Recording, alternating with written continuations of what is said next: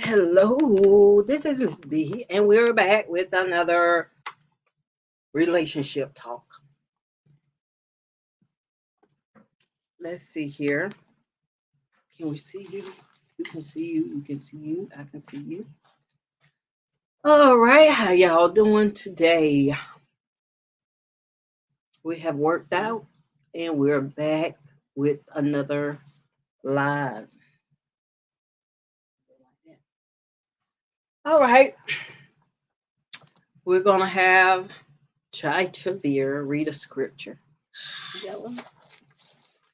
I was reading Psalm 107. Drop that.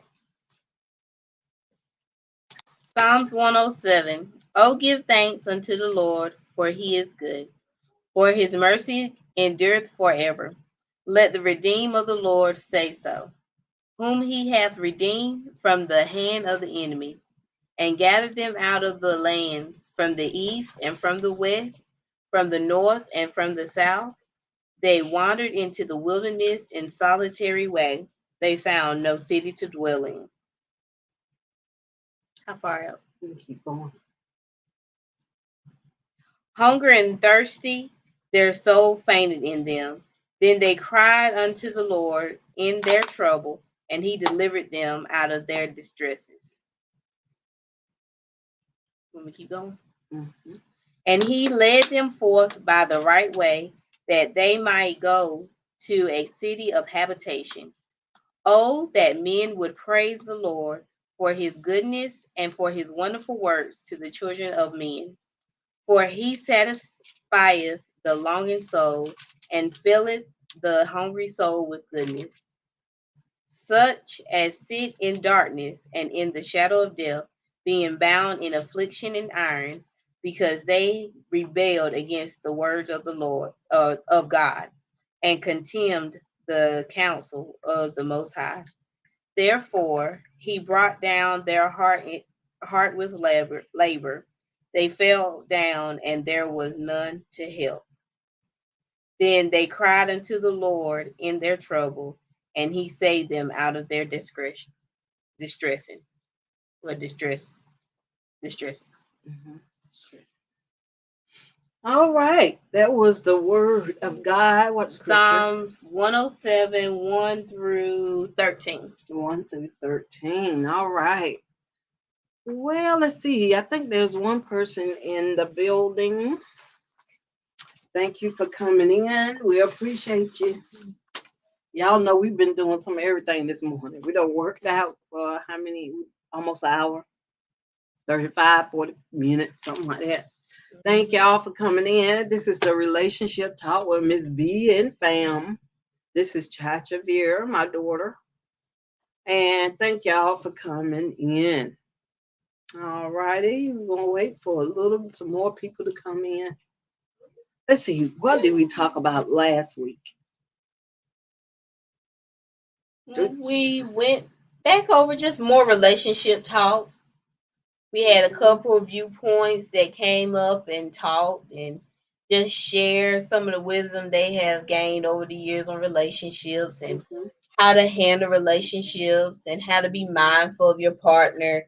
You know, sometimes it can be easy to think on how a situation is affecting you, but it's always good to look at your partner. Right.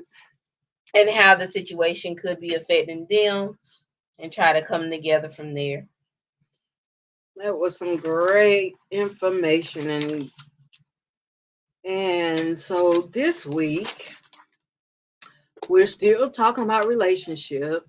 We're gonna kind of move on to maybe customer service and relationship with your customer, or if you're a customer service rep, like workplace relationships. Yeah, workplace relationship, different things like that. Okay, we have somebody coming in. Hello, Miss J. Hi. Oh, that is nice. I like your hair. Hey. Hello, how are you? How are you? Hi. How y'all doing? Doing great. Good. Doing good. Doing great. Great. Yeah, we say we're gonna talk about like customer relations, working with the public and working with your co-workers and different things like that today. Mm-hmm. And then, if people want to talk about their relationship with their significant other, that'll be fine too. That'll be good too. Yeah.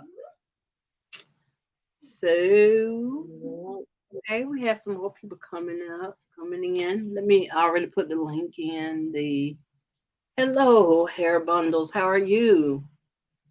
He says, hello, host. Hello, everyone. Thumb up, done. Thank you so much. We appreciate you. We got to keep drinking our water because we just worked out. We're still tired.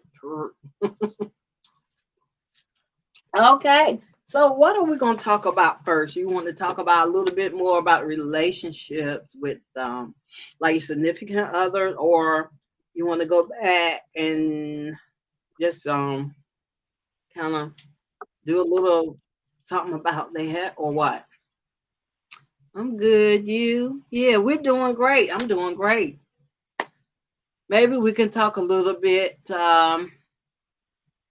I got some questions for customer service. And number one is, let me get it. What does customer service mean to you?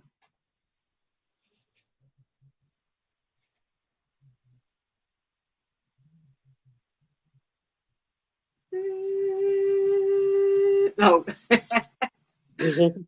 what does customer service mean to you?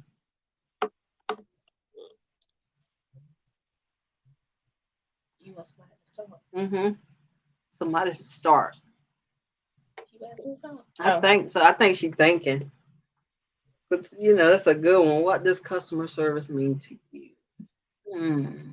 Because it means something different to everybody. You know what I'm saying? Right. It doesn't mean the same. Um,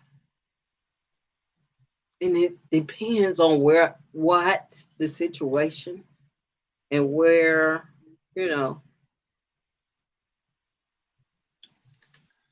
Oh, you want me to start? Yeah, you Okay. can.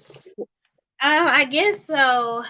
With the type of work I do, customer service has a couple areas. First, it's hearing the person's concerns. If I can handle it, I handle it. If not, I have to escalate it to whoever the appropriate party is. Making sure they feel comfortable. I think that's a big thing with healthcare. You have to, but I think that's all customer service. But Right. I think it's really important when you get somebody, you don't know what kind of physical state they're in. You might have people with mobility issues. They have different medical issues. So you have to kind of think about a lot of things at one time, trying to make them feel as comfortable. So I think it's just trying to take care of your customer as Right. best as possible and getting what you need to do within the parameters of what your job is done. Yeah. Miss J. Yeah.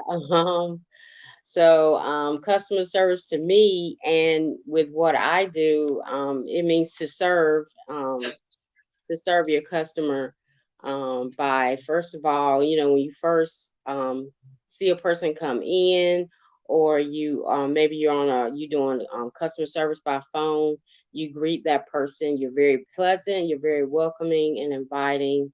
Like Chatravir said, you're listening, active listening to what it is their concern is or their request is, and just attending to their needs. And if it's escalated situation, or they're they seem upset, emotional, you definitely want to listen and show empathy and show sympathy, and be able to handle the situation as best as possible. Oh wow. Hers went out. Oh wow. She'll be back shortly. Yeah, she'll be back. What does it mean to me? Right. Well, this is very interesting today that this comes up.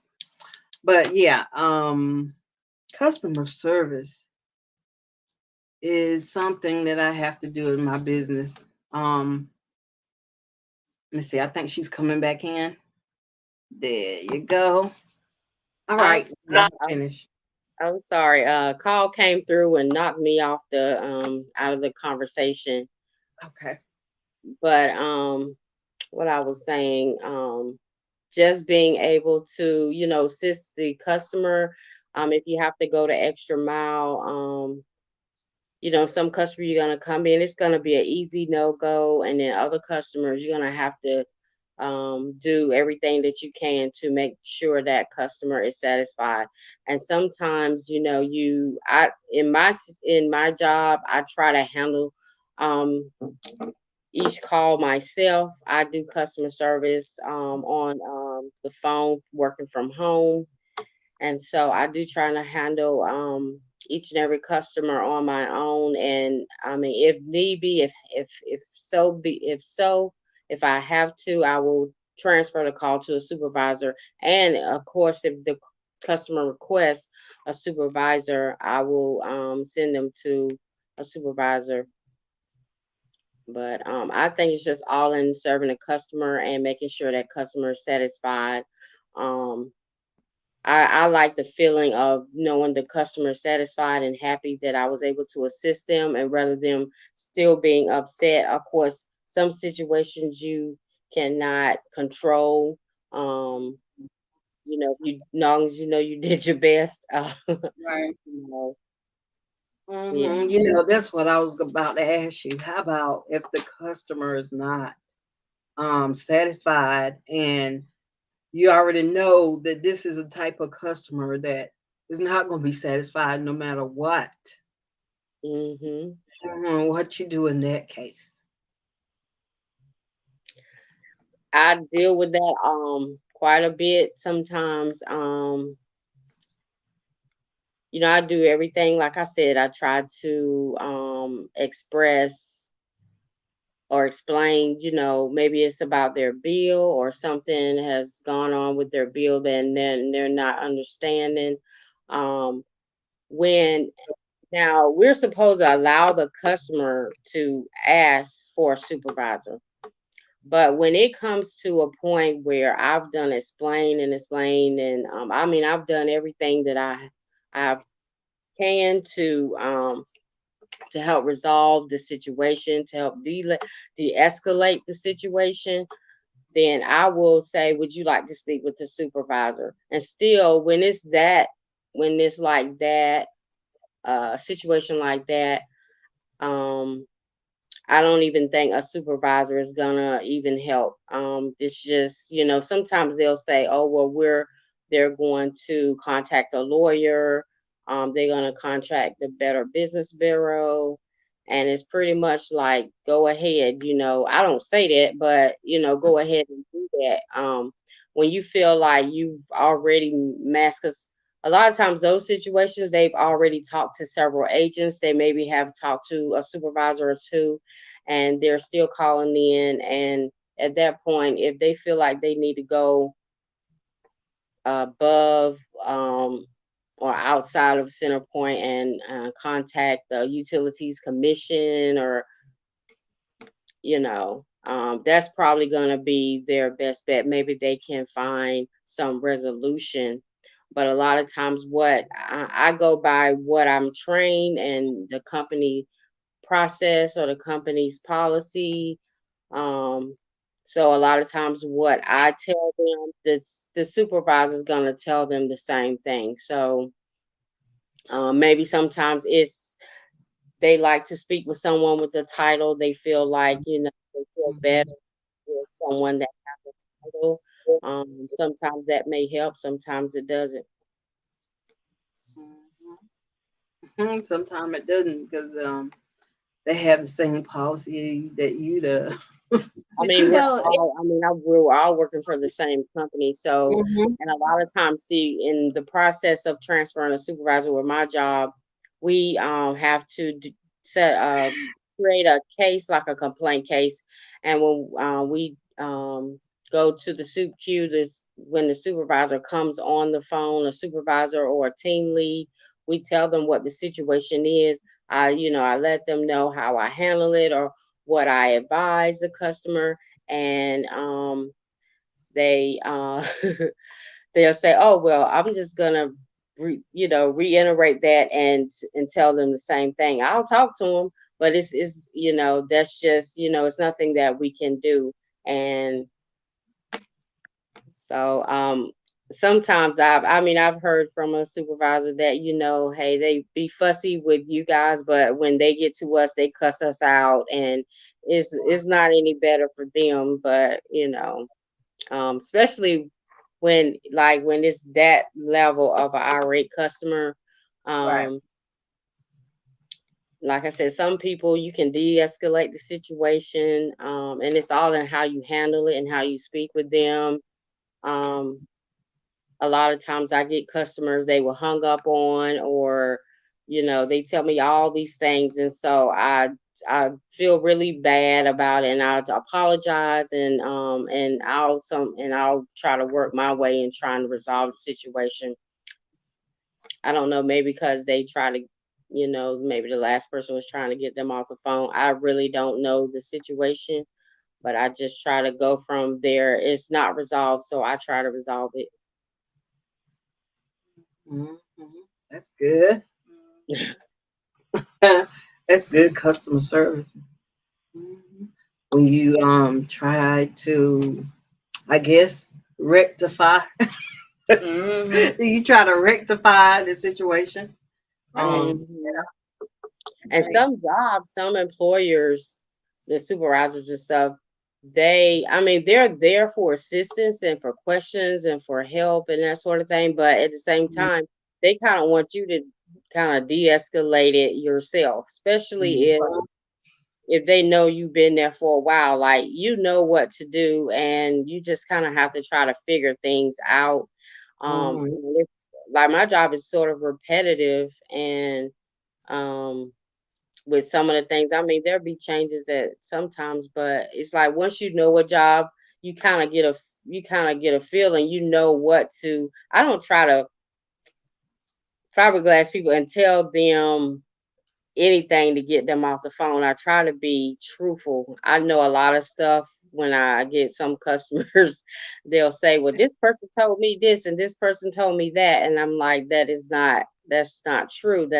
And And I'm like, I don't know why they be telling people this stuff. It's Mhm. like you have to kind of go over and do others people's work and things like that too, as far as like talking about workplace behaviors. I find myself because they know a certain or particular request or concern is going to take a long time, and they don't want to run up their call time, I guess. That's Right. what I'm assuming it is. And so I get them and I take that 20 minutes or 25 minutes, and just so that they can get it resolved, it can be resolved, and they can not have to call back anymore, and not be upset. Right. Right. Right. That is the whole thing, trying to keep the customer under, you know, an Right. even level Mhm. so that they can listen to what you're saying on the phone at least. Right. Mhm. Right. It's hard to really understand what's going on if you're upset. Hmm. So when you have a nice person on the phone who you see they're knowledgeable, I think that's a big thing. Hmm. Whenever Mhm. you're upset on the phone, when the person on the phone doesn't know what's going on, it can infuriate people even more. But you have Mhm. somebody that's knowledgeable, they're nice, that's the right combination to get it resolved. So yeah. Yes, very important. Mhm. Yeah. Because the customer, if they already irate, they Mm-hmm. cussing everybody out. Mm-hmm. You, everybody can't be cussing now, especially Right. if you're trying to get something done. Right, right. The worker needs to at least, Yeah. be able to stay calm enough to, Mm-hmm. get everything squared away. Hello, Cynthia, living with MS. She said, "Hey, panelists and everyone in the chat. Hello, Determined Diva. How are you? All right. Thank y'all for coming in. Everybody else in the chat and hair bundles. I think she's still here. Yeah. So it's a lot when you're working with the public. Right. See, It's a lot. when she said that a lot of times they still get mad with the supervisors. Mhm. So, okay, so the way ours is set up, sometimes when people are upset, they want to talk to a manager or they want to talk to the doctor, but a lot of times they're going to switch. They're going to be ready to cuss me out and, try to demean me. And then as soon as they get back there to him, hey, thank you so much for seeing me today. You're just so wonderful. And so, it shows you that a lot of people, your title means a lot to them. It shows how much respect they're going to be willing to give you. And I mean, but when you already kind of know that, it kind of helps you. So, okay. And because where I work, we have new people come in, but we have a lot of recurring. So, okay, well, this person is easily set off. Okay, this person, I might need to put them early in the schedule because if not, if they have to wait more than 30 minutes, they're going to be up here fussing. Yeah. You know what I mean? So you start learning, you learn your people, you learn how they interact. And then, I mean, it doesn't, do you feel like it's gotten easier for you handling customer service complaints now? Like, do you still find certain calls kind of catch you off guard?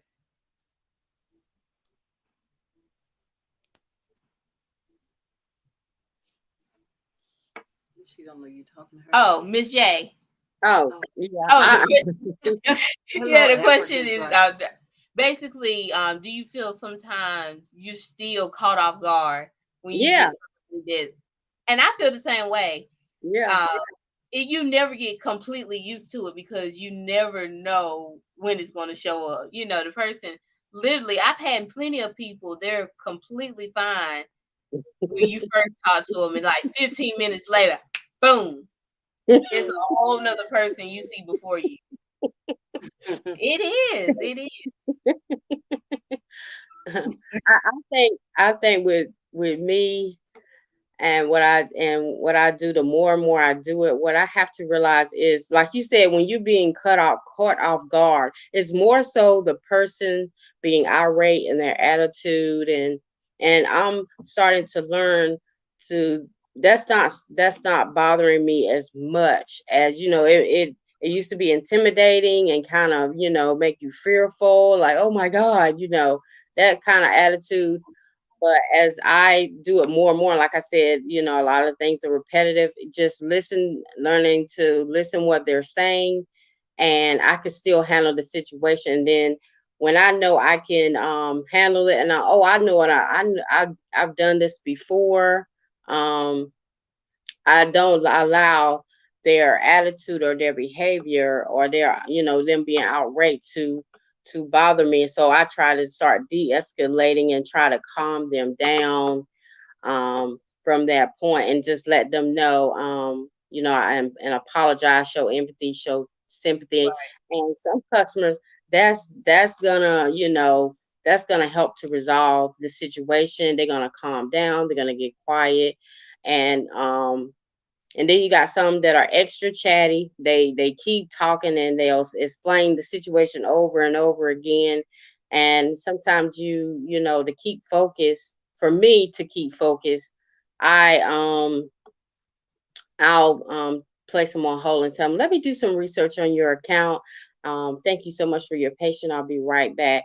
And they'd be like, okay. And sometimes, a lot of times, that will quieten them down. They'll know you're working, or you make it look like you working on their request or their concern or their issue.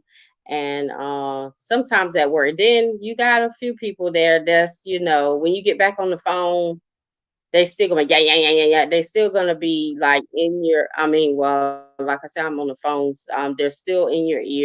They're still complaining about the same thing. And that's just gonna be an extra call. But that's generally how and if they're like that, I mean, I just have to kind of go through it with them, you know, and at some point they'll calm down and and then we can get through and not go to the next call. Question. Right. Right. Yes. Did I Oh, answer the question? Did I? yeah, Yeah. definitely. Mm-hmm. Yeah, because I find that the anger is not always directly towards you, so you have to Mm-hmm. take yourself out of it. It's easy to take it personal because you're the one being yelled at, but Mm-hmm. it's the way this is set up, or it's just sometimes it's things that's outside of anybody's control that's come up, and now, okay, how can we try to work to make this better now, the best situation we can? Mm-hmm. That makes sense. Let's see. Let me I'm trying to see see. if He that's said he going got a on. question. It's a link for questions. You want me to just Yeah, or either you can just put it in the chat or a private chat. right? We have a private chat over there. You can put. So, what about stress management? That's a good one. When, as a customer service agent, rep, or various variations of the title, how do you right? How do you work to handle the stress of it? It can be you're pouring into people all day. So, how do you make sure that you keep yourself okay so you can be ready for that next call? Um, for me, especially like I have mentioned to you about our peak seasons, like when we have a lot of overtime and we might be working 12 hours, and you have customers that are holding for maybe 30 minutes, an hour, or sometimes they say 2 or 3 hours or 4 hours, or and so they're going to be upset when you get the call. um they're going to be upset because first of all they've been waiting for so long and that sort of thing. So one thing to help me distress to try to um to start off my day, because I know it's going to be a heavy day, is I pray and do some praise and worship time. um and I bought a little thing. I think I seen in a dollar store or something, a little like, what you call it? Something like you put, a lot of people put on their work desk. It has like Inspirational they quote have or like inspiration quotes or words. And so I found something say today will be awesome. And so a lot of times I keep a notebook where I put notes and stuff, and I write down my break times and stuff like that on it. And I'll write down things to myself to just try to encourage myself, motivate myself, you know. They're scriptures, they're just words of inspiration. Like I said, praying, um, um, go to YouTube and find some inspirational, some of my favorite songs and things like that, to try to, just keep the love of God and his songs and spirits in my heart and my mind, so that I don't so that because the way the customers that I have, the way they come on the phone is it can be very like, and you want to fight back with them.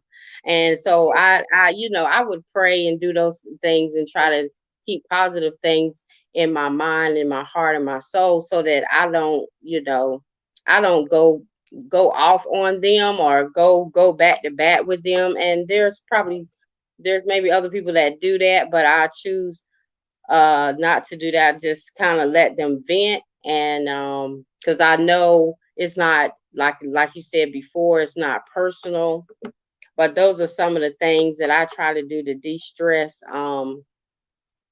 And I've kind of used that throughout working, because when I worked night audit for many years, and I worked in a hotel, and that's, I manage and oversee hotels at night.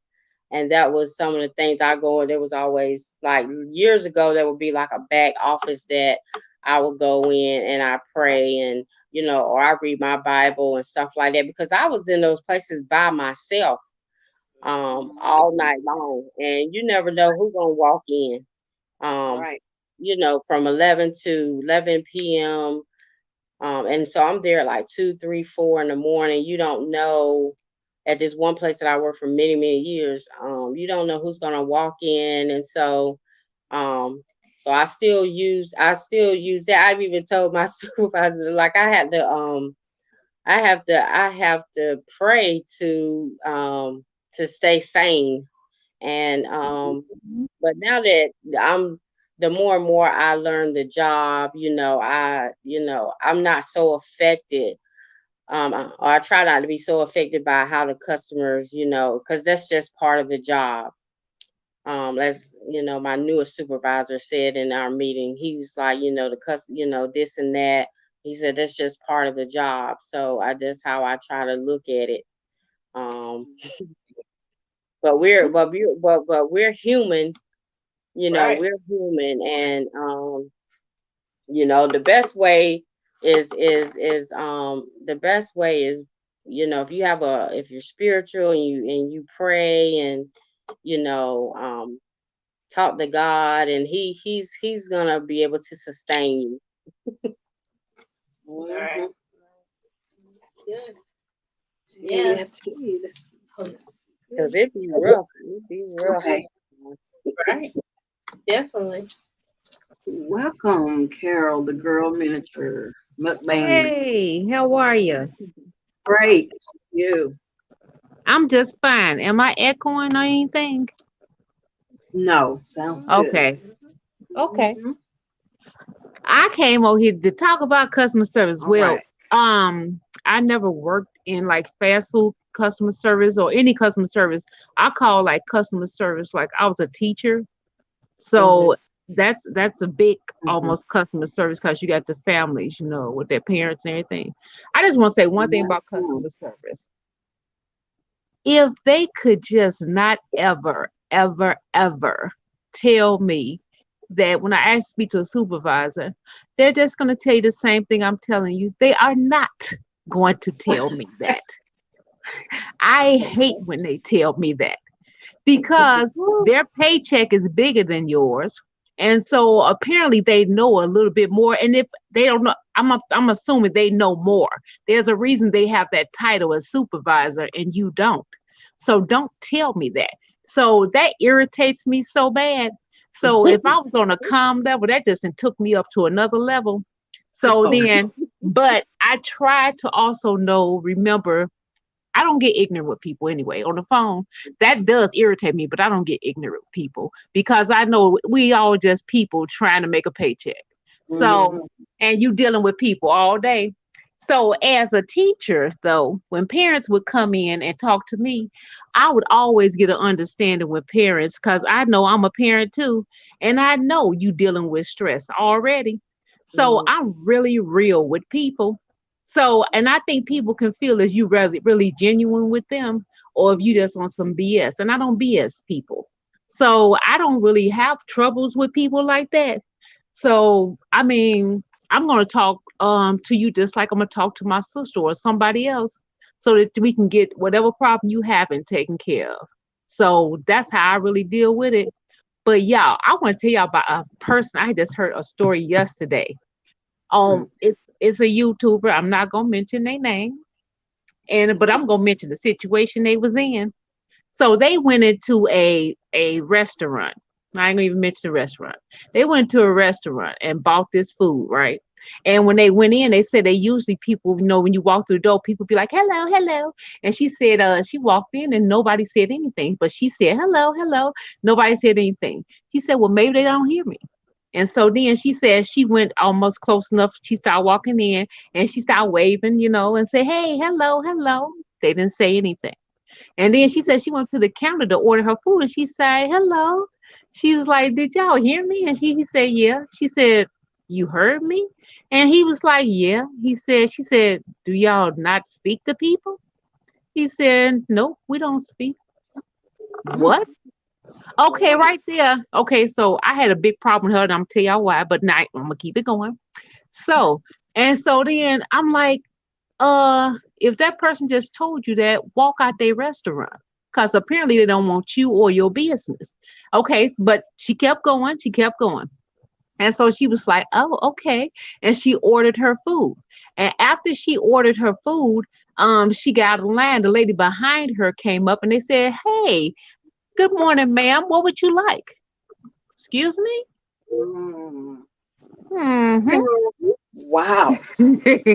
And she got the food and stuff. And so what it is, her husband told her, he said, you just got me this food. We eating on it. And you just telling me this story now. And he said, why did you buy this food? And she was like, it was nothing to do. Maybe he was having a bad day, but we can't blame everything just on that one person. Oh, yes, you can. That Hmm. establishment tells you that they don't want you there. And so she was asking people like, she was like, and he was like, what is the person's name? She said, I'm not gonna tell you their name because I don't want them to lose their job. Why?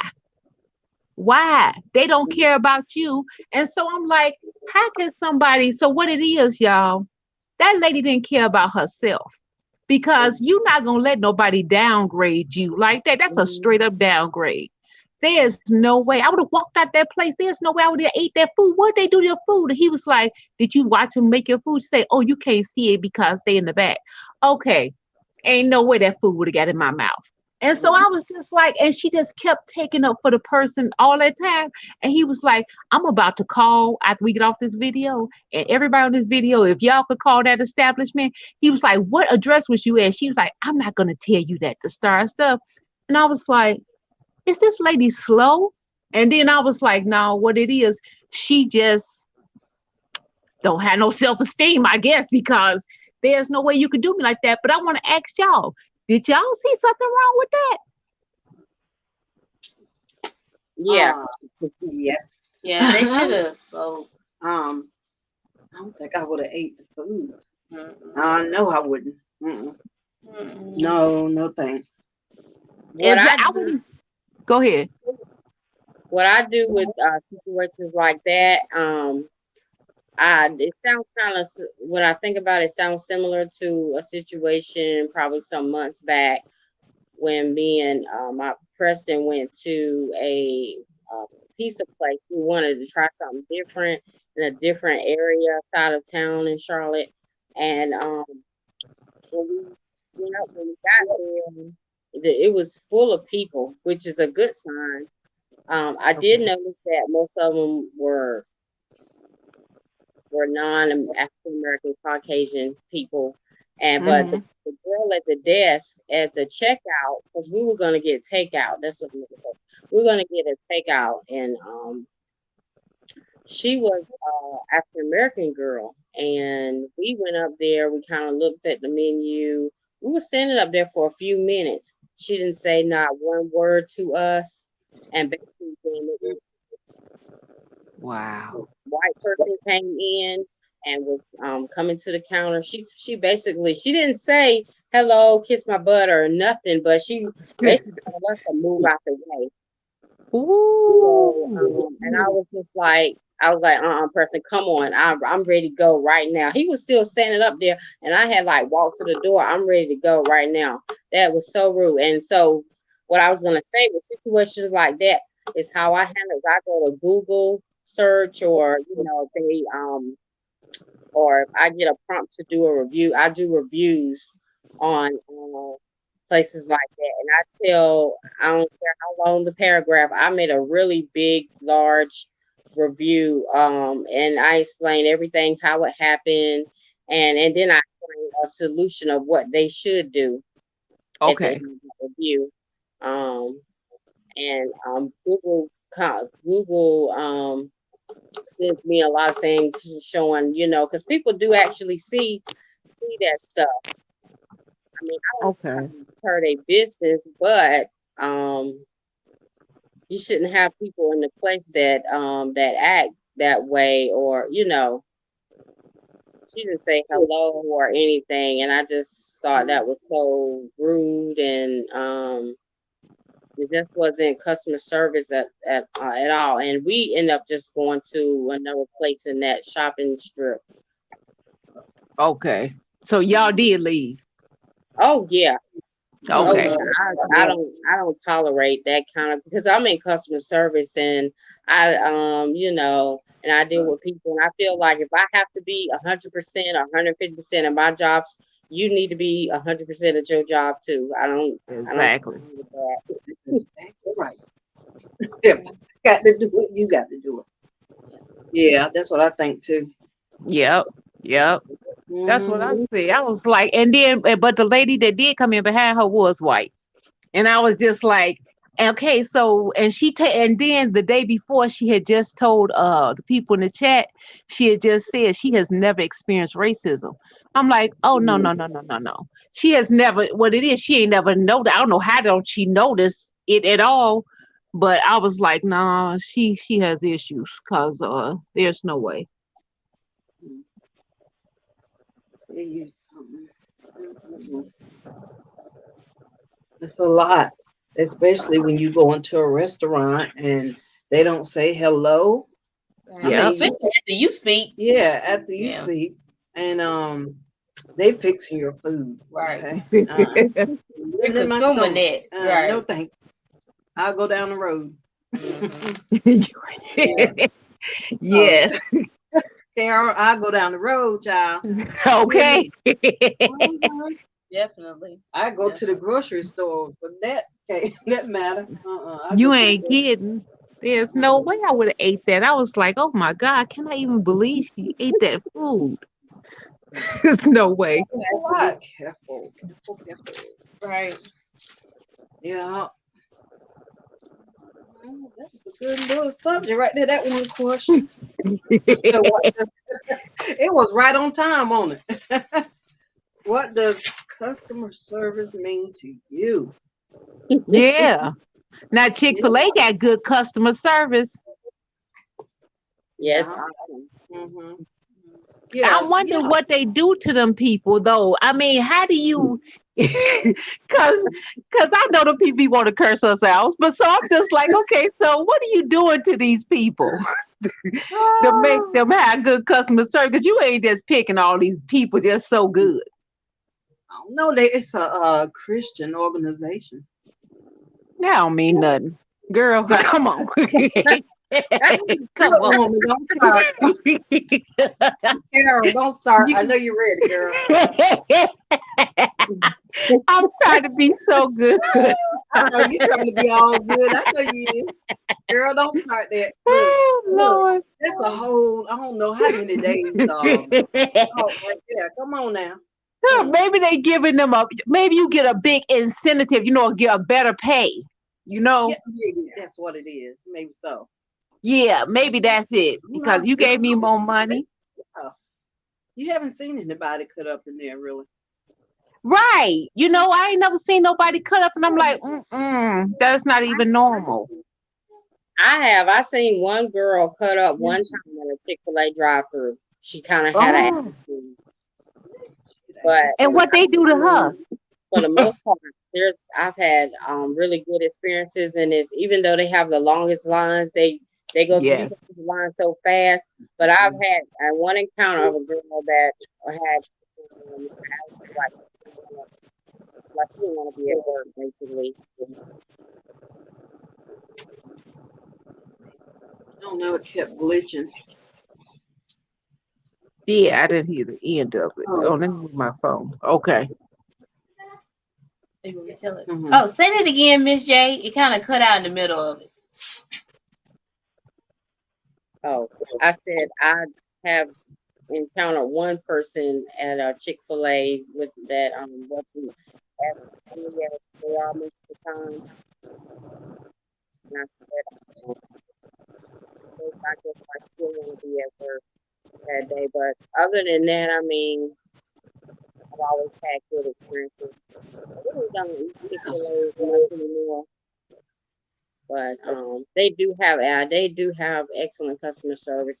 I think that it may be maybe they're hiring or they might have a screening process that they Okay. screening or hiring process that they go by. I worked for Chick-fil-A years ago back in college. Okay. I mean, I back then it was so many years ago. It is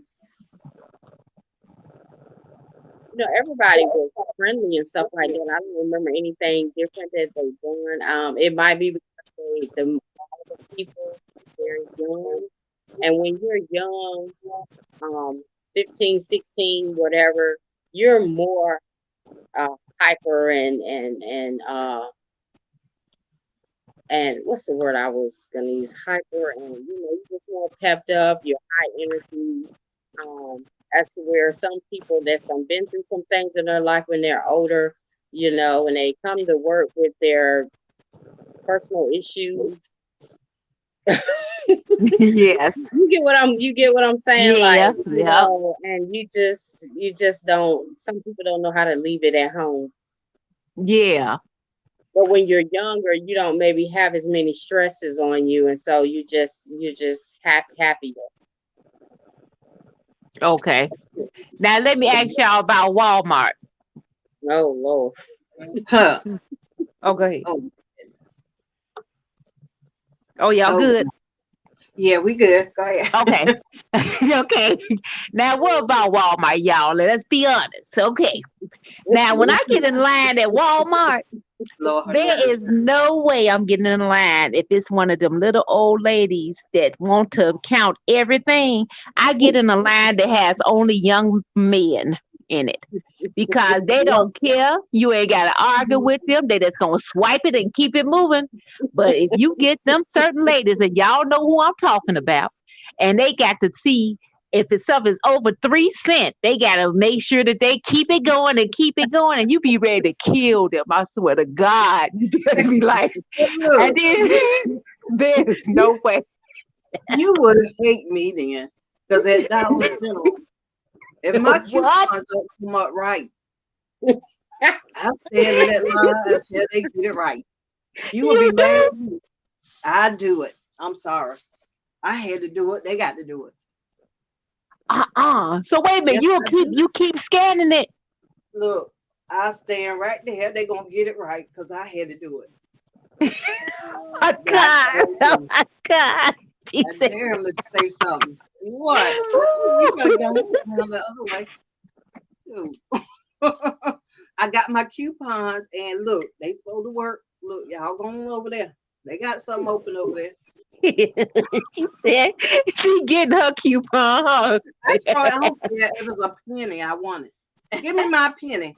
She That said penny she's no saved is a penny penny. earned. Look, Carol be ready to knock me No, I'm just gonna leave. I'm just gonna and go tell around leave. me Yep, everything. Oh please. I'm my just gonna leave and find me a young boy that I can get in his line. And he gonna be, I'm telling him, I swear, I done been to so many young guys thing, and I'll be like, you know what? That's supposed to be $5. And he said $5. He put in $5. What's that supposed to be? And I ain't lying, but I ain't finna go through all that. Now you gonna ring it or y'all can keep it. I don't care how you do it. And that's be it. Let me tell you, Carol, my I ain't son got used to time. work. Girl, my son used to work for Target, right? He's Uh 6'4", and he Mm. worked there for the summer till he went back to school. And this is his first job working in a store. And so y'all, they just calling him on his first. They calling him on that little, what is that little microphone thing, whatever it is, because everybody got one around their waist. And he was like, they kept calling. He said he turned that thing off. And he said they was like, we keep calling you, and you're not answering. He said, oh, did y'all call me? And she said, you got it turned off. He's like, oh, I don't know how that happened. So he said they made him a what is that, a cashier one day. Girl, he don't like being around people. He an introvert. He said he went up to that thing. He said everything was moving fast. All these people started putting all their stuff up there. He said he was just ding, ding, ding. He said sometimes, he said if he went through it and it didn't ding, he just put it on through. He was like, Target lost so much money that day. He said because he didn't care. He said if it didn't ding, it was free. And he said let's put that thing straight through. I said, now if that don't tell you to go to young men, I don't know what could tell you. That's Oh my it. goodness. They do not care. I be trying to find one. Look. I'm telling you, I know make that's sure. is a mess. Yes. But honey, you'll be mad with me. I get in that line, I'll be like, you better go around there because honey, I got my coupons and these things better work. Look, I was at Dollar General 10 years now. So I know I had to look lines all the way wrapped around. And that was like my first day of doing that. Lord, I had a preacher up there cutting up in the line. I'm like, Uh-uh. down there cutting up. Lord, I was like, oh my goodness. I said, this is my first day. Yeah. That was So, your honey, first day? yeah, my first day. He was cutting up. Talking about you need to know how to do this or something he was talking about back there. I was like, well, I was trying to ring them folks up. You know your nerves are already tore up. Right. And then them coupons don't want to work, right? And you sitting up there having to do it over and over. Then you're trying to figure in your head, trying to do count your toes and everything else, trying to get it right. Oh my God. Girl, that would have been free. Free I 99. You know how it goes. Baby, today is your lucky day. And what you know. say that was? And they done went right on through. Ain't no way. You know, I gotta stores got try that. insurance to No. cover that. You said the young children, the young guy. Yes, make sure you get you a young guy, especially Okay. if he look like he do not care about nothing. Y'all always watch people. Our people watch people. How they feeling that day? Yeah, you got to make sure you do that, and they'll Yeah. go right through. No, forget that stuff. They be happy too, them guys, sometimes when they in there working. They sure do. They don't let stuff stress them. They sure do. Shoot. I love them. That's why I just make sure I go straight through. I gotta check that out. I gotta look at that when I'm in there. I'm telling you, that's a gift from me to y'all. Okay. Go Don't straight try through. to mess at Dollar General now, cause look, by Now the time that's so I don't go in there. you don't go in there. Yeah, cause No. take your nerves up. I ain't lying. I'd be like, y'all better get this right. I'm gonna stand right here. Go stand there. Y'all go and stay open over there. Stay open right there. I showed you. Woo. Hello, LM. Hello, Steve Gilmore YouTube channel. Hello, Hood. TMZ podcast. Lalani's Kitchen. Tay Weezy. Oh yeah, you got you a nice little group of people coming up in Yeah, here. thank y'all. I don't think I missed nobody. I might have missed somebody, but we were talking so good. Y'all excuse us, cause you know. Oh, Steve Gilmore. Hello. Oh, Angel says hi. But yes, honey, you have taught us something today, honey. Oh yeah, I can teach y'all a whole lot. Oh my goodness. Oh, look, we better get our piece of paper and pen. Right? You know, people just people, y'all. You know, that's all. That's I it. ain't gonna treat nobody no different. It don't matter to me. If you having a bad day, then I excuse myself away from you before I have to do something to you, and so I just keep it moving. You know. I'm telling you, it's just everybody. You know, you don't never know who's having a bad day or what. Exactly. You certainly don't. That's What's in their right. head, you know. as we see today, you don't know. You really don't. Sure don't. Girl, I would go in the store. I'd have been in Walmart, and you know how you try to reach and get your little stuff, or you standing there and you picking up, you trying to decide, do I want to buy this? Is this too much or whatever? Girl, I was Mhm. standing one day at the thing. I think it was over by Pansall or something. But I was picking up. I was trying. I ain't had that much money, so I had to see which was gonna cost, what was gonna cost. And so this little old lady came over there and said, pat me on my butt and say, "Excuse me," and move me over and got her little thing. I said, "Well, Lord bless her. If you need to go over there, bless you, honey. That's okay." Lord have mercy.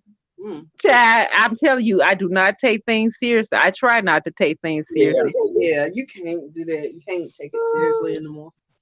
Only that question. I want to ask Miss J, have you ever told somebody that supervisor's gonna tell you the same thing I'm gonna tell you? Mm-hmm. You have. Is that a question they make y'all say? No. Actually, I ain't gonna lie. I know I have said that once or twice. Okay. To a customer.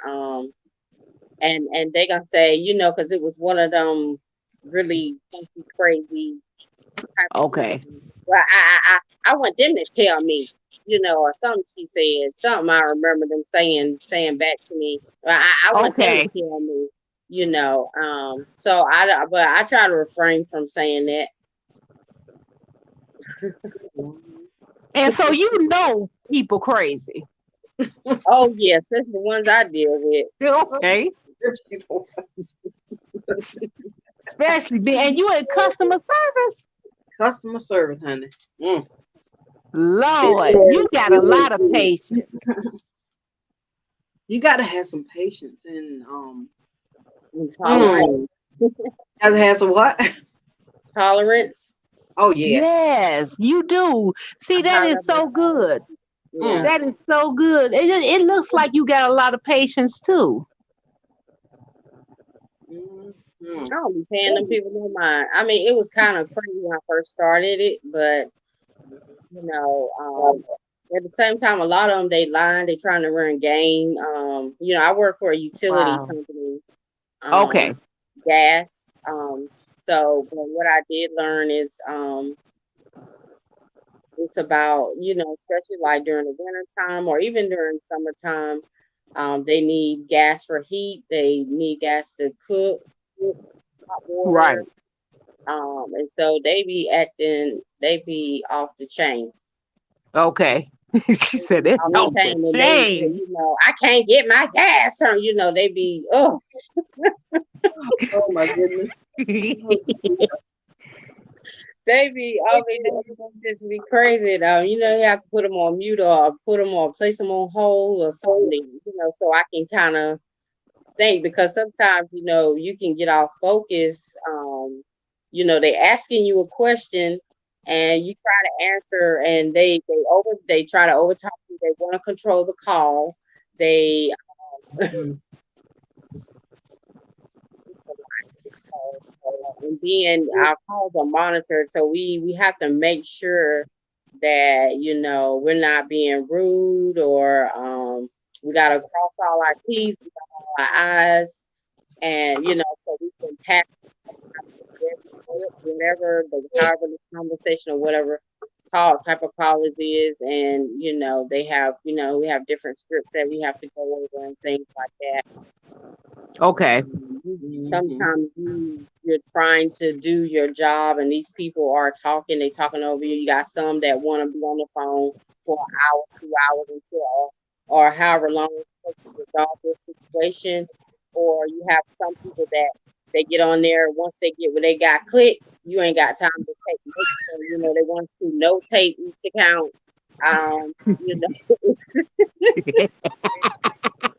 They ain't got no time for you after that. Yeah. So, Oh my goodness. That is good. Oh. This is though they gonna hang up. Some of them, if I got a feeling that they gonna hang up, I'll try to, put my system in a wrap up mode or some type of mode where I can take the notes. Because a Uh-huh. lot of times, especially if it's a peak season and we real busy, the call gonna come. As soon as it hang up, the next call gonna come in. And they're gonna be like, ha, are you there? Are you there? You know, they're gonna be yelling and Jesus. Jeez. yelling and going because they've been waiting and you know, you gotta assist them. So it's Jesus. Lord have mercy. that's why I say you got to pray. That's why I say I have to pray that I don't, you know, bark back at them or whatever because it's I'm a consumer and you know I'm a customer just like they are. I can step into their shoes. I have been Mm-hmm. in some situations, but I don't see why you're going, you know, why you're acting this crazy. I mean, it's gonna, you know, happen for you or it's not. And you can't make us do it. If we can't do it, we just can't do it. Exactly. We can't do it. We just can't do it. That's right. See? Yep. That's true. You can't pull nothing out of a hat if it ain't in there. I go all You of my ain't way to lying. help you, but you know, and some of them they you know you go all that way, you spend all that on them, and they running game. As soon as they get what they Mm. want quick, they don't say thank you or Wow. no nothing. Woo. Now that's bogus. It is. At least I Nip. tell the people, thank you very much. Thank you. Thank you. And then I hang up on Lord That's Jesus, good. Y'all, let me tell yeah, y'all has what a else more happened to people. me with customer service. Mm. So, Wiz, we gonna call this customer service. Y'all have so many things happen to me. Look, yes, we gonna call it customer service. so, Mm-hmm. so look, this lady, you know how bill collectors call your house? Mm-hmm. Okay, so this certain number keep calling my house. It's been like a month. This same number keep calling my house. And you know, I'm crazy. So I said, well, I wonder who that is calling me, but I ain't gonna pick it up to find out.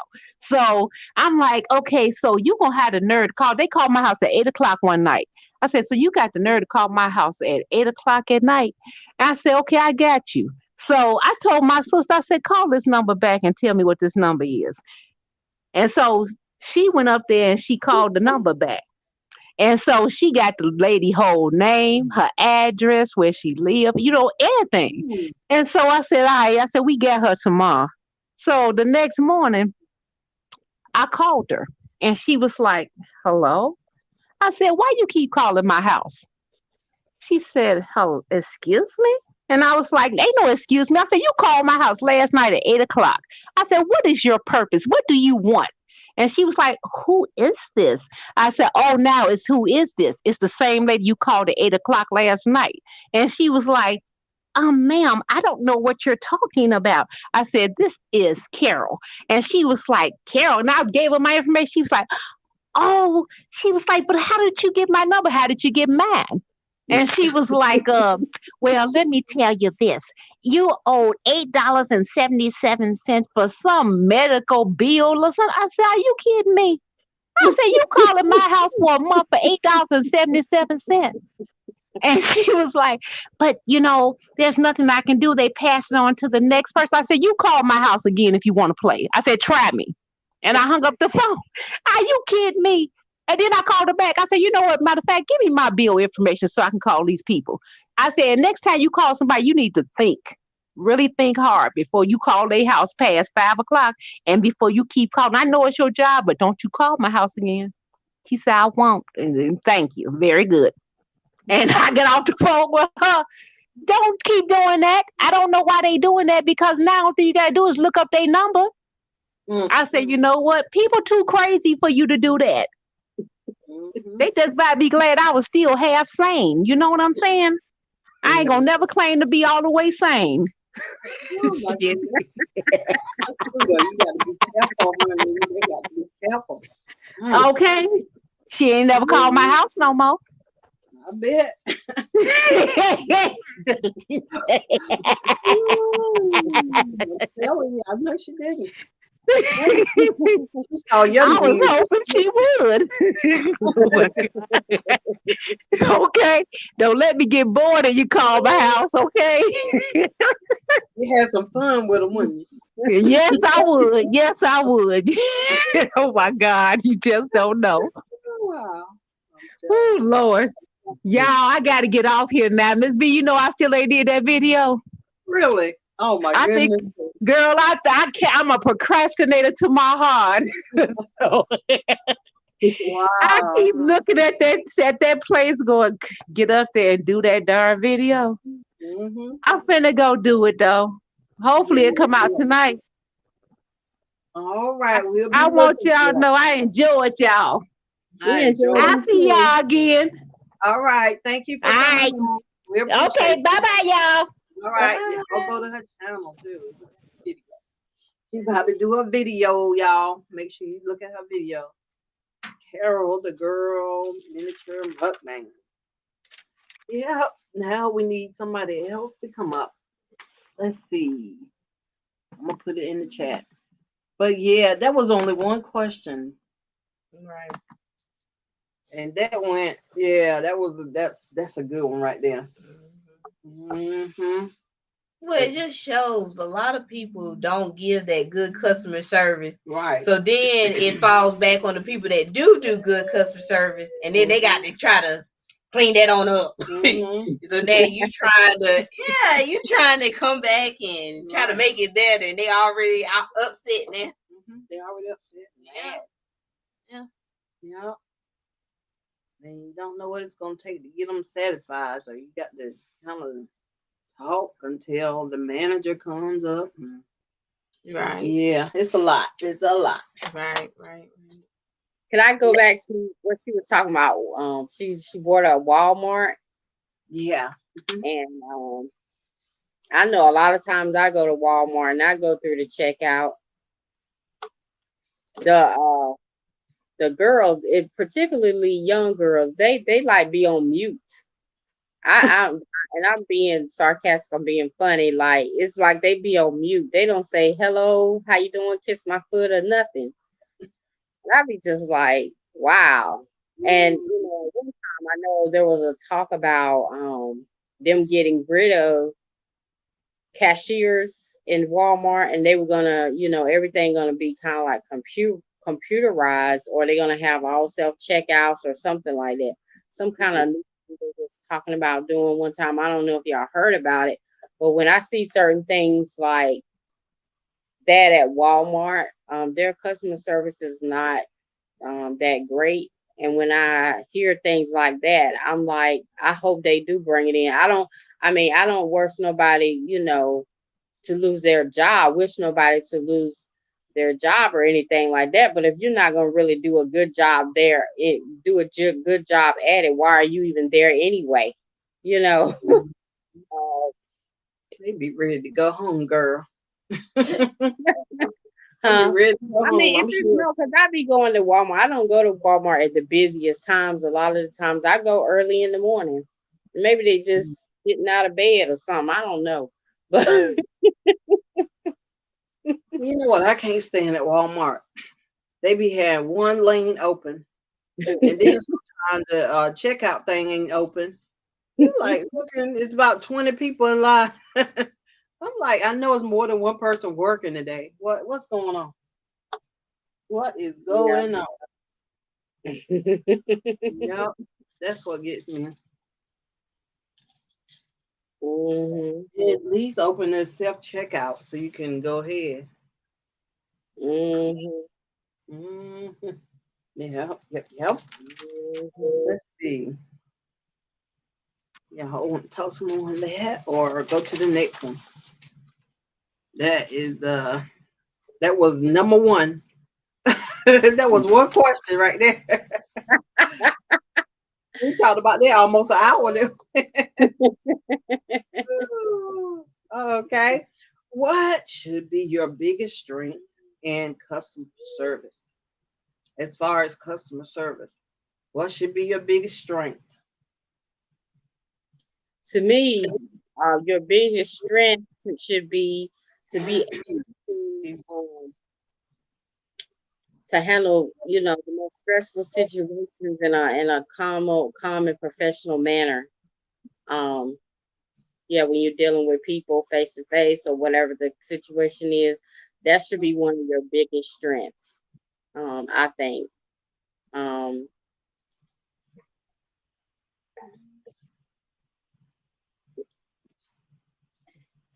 and be able to do it with a smile, and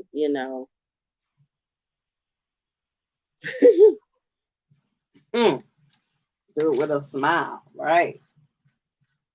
That is something even if you're to not smiling, teeth showing and all that, but you're okay on the inside. There's a comment on you on the inside, like, I got this, and I'm gonna handle this. That's very good. Very good information to help us And I go say through. that Mm-hmm. I say that because not just with my job now, I dealt with customer service for years, even in hospitality. I did work night shift, but I also worked days and second shift. And when the crowds and things would come in, and you got people checking in, you got people calling from their room, they need extra pillows, or they need something extra, or something needs to be repaired in the room, or and you got two or three things, and you got to be able to multitask, and you just got to be able to be calm and professional, and be able to, if you're new at it, you're gonna grow, and you're gonna grow and learn. But as you grow and learn, um, working is stressful, doing many things at one time, you're gonna learn all of that. You're gonna because practice, what they say, practice makes perfect. Practice, the more you practice, the more you do it, the better you're gonna get at it. So Mm-hmm. yeah, Mm-hmm. and I've always gotten really good, and I'm not trying to boast myself up or anything, but I've always gotten really good comments as to handling things um in a stressful manner. I've always gotten good comments for those types of things. To stay calm, stay professional. It never really bothered me to, if I got so many things going on, or somebody acting a fool or whatever the case is. Um, I just try to keep calm within myself. And even though they acting crazy, you got to stay focused in your mind to know what to do in handling and resolving the situation. So true. Oh, you got something to add? Excuse me. Dr. Veer. What we Chai talking about? Trevor. We're talking about the biggest strength you should have as a customer service rep or a customer service. I would say probably resilience. Kind of like what she was saying, that a lot of the other ones, active listening, that's something you're gonna learn, because the more you know your product or whatever you're talking about, you're gonna get different pieces of what people are saying and understand this is what they mean, even though they said something completely different. So let me see if this is the answer they're looking for. But really just because you just don't know. People will get aggressive. I get people acting like really aggressive. Like you think they're gonna come across the counter at you, and all you doing is helping them. I'm serious, like literally. You kind of gotta be in that mindset that you don't never know what somebody would do. We just had that situation the other day. You just don't know. So I think, just being able to, like she said, stay calm. It's not gonna make it any better if you upset and they're upset, you know. But some people that might work. They might can get loud with the person and it might work, but that doesn't work for everybody. So you better off just staying calm, saying, I'm sorry that you had this going on right now. Let me try to figure it out, because I want to understand it more just as much as you do. So that's one thing I let the people know. I don't, because like, let's say something wasn't posted, like a payment wasn't posted. We're not purposely not posting a payment for a patient. So I Mhm. need to talk to them and say, I'm sorry. And let me try to figure out what's going on, because we don't want to have anything done incorrectly on our end. We want everything to flow like it's supposed to, because that can mess up our stuff. You Right. know, it's more money than Mhm. accounted for. So just being ready, as much as you can be. Like she said, you're gonna be praying all day. All day. All day, Lord, help me. Give me the words to say. Give me the wisdom, Lord. Because you can say the same thing to two different people and they take it two different ways. Yep. But like where I work, most of the time, the manager, they're gonna want you to deal with it. They may not say that, but you can tell. Mhm. If you ask them a question and they say that the patient said, "Oh, well, I need to speak to the manager about this. Here's the information." They may tell you, and then you've given the task of going back to them. And they're like, "Well, I thought I was going to talk to the manager." Well, I'm sorry. You know what I mean? Because you do get those situations where, okay, maybe they have something else they feel like they need to be doing at that time. And they may give you the information and tell you to call them back. Right. So then you have to kind of shift your mindset a little bit to be prepared that they might get mad about that, but just, I'm sorry, they're busy right now. But they did give me this note to give to you, and hopefully this resolves. If not, I can get them to give you a call back later. Yeah, so that's what I think I'm gonna do from now on. I'm gonna just stay in the office and let y'all handle it. Uh, Jennifer, what are you talking about? For my business, I'm gonna let her and one of my other let them handle this. And yeah, I'm gonna sit back and say, oh yeah, it'll be somebody over there to help you out in a few minutes. I don't think they'll want me to come in there instead of y'all. Of course. Mhm. Because they feel like if you don't have the authority to change anything, why am I talking to you? And they told me Yeah. that. Mm. You know, you're just a Yeah. receptionist. So why am I talking to Mhm. you? Well, okay. I mean, I guess with the job title or with the actual job I do, that's one of the jobs I do. But there's more than that. Most of what you're gonna give her, I'm gonna be the one doing it. Right. So you might as well tell me. So Yeah, they actually call y'all the gatekeeper. yeah, I The did hear gatekeeper. that. Yeah, they say The the gatekeeper, gatekeeper and like the person in the front, right. and like the lobby or whatever in the front area. And I think that's why they get so mad. Yeah. I really do, because they feel like when you're trying to help them figure out what's going on, they get mad at you because they feel like you're trying to hold them away from who they want to talk to. Oh I Lord. know they don't want to talk to you anyway. Right. They want us to try to handle it as much as Right. possible. If there's something that they Mhm. obviously I can't, they're gonna have to. But Right. it's just Yeah, it's a lot. one of those. It's a lot. Thank y'all for coming in, everybody. That's in the chat. Let's see. We're going to another question, or you want to stay on that one a little longer? Okay. All right. We're going to kind of switch it a little bit. Chicka, chicka, chicka, chicka, switch. Okay. Now, so is it bad to hook up with a coworker and silence is in the room? No, I don't think so. You know? If you're both if you're both part of like in the workplace, if you're both team members or crew members, or you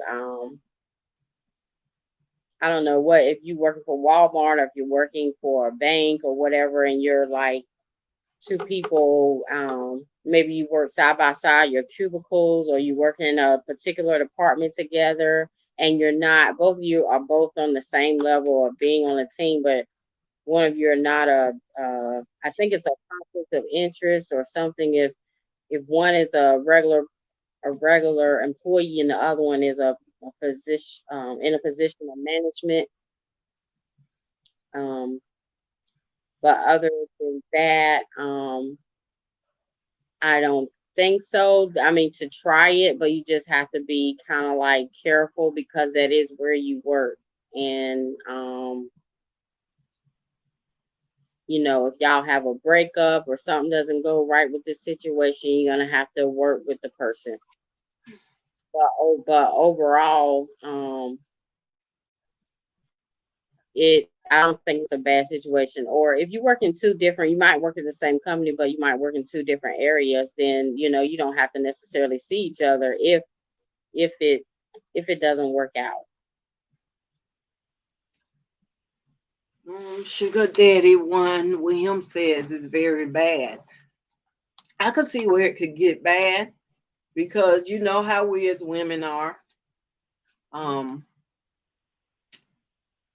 some some people will let everybody know. Well, you know, it'll be a mess in that place, girl. That you know, I'm just saying it could be. It depends on the situation, who it is, and Yeah, everything.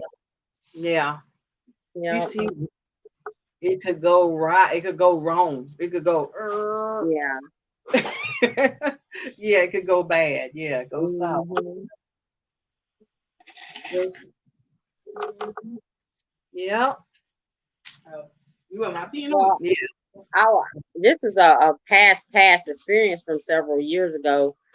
I Mm-hmm. have I have dated somebody that I work with.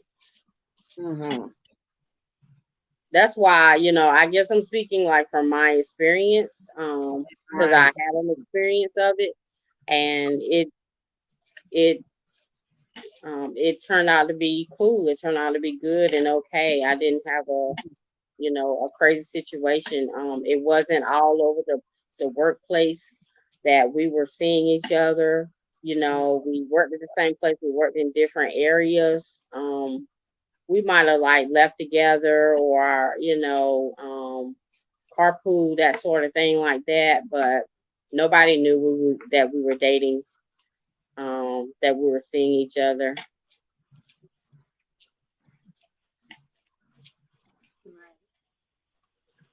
And we, you know, we just plain friends, just became friends and hung out and went out and had a good time together. And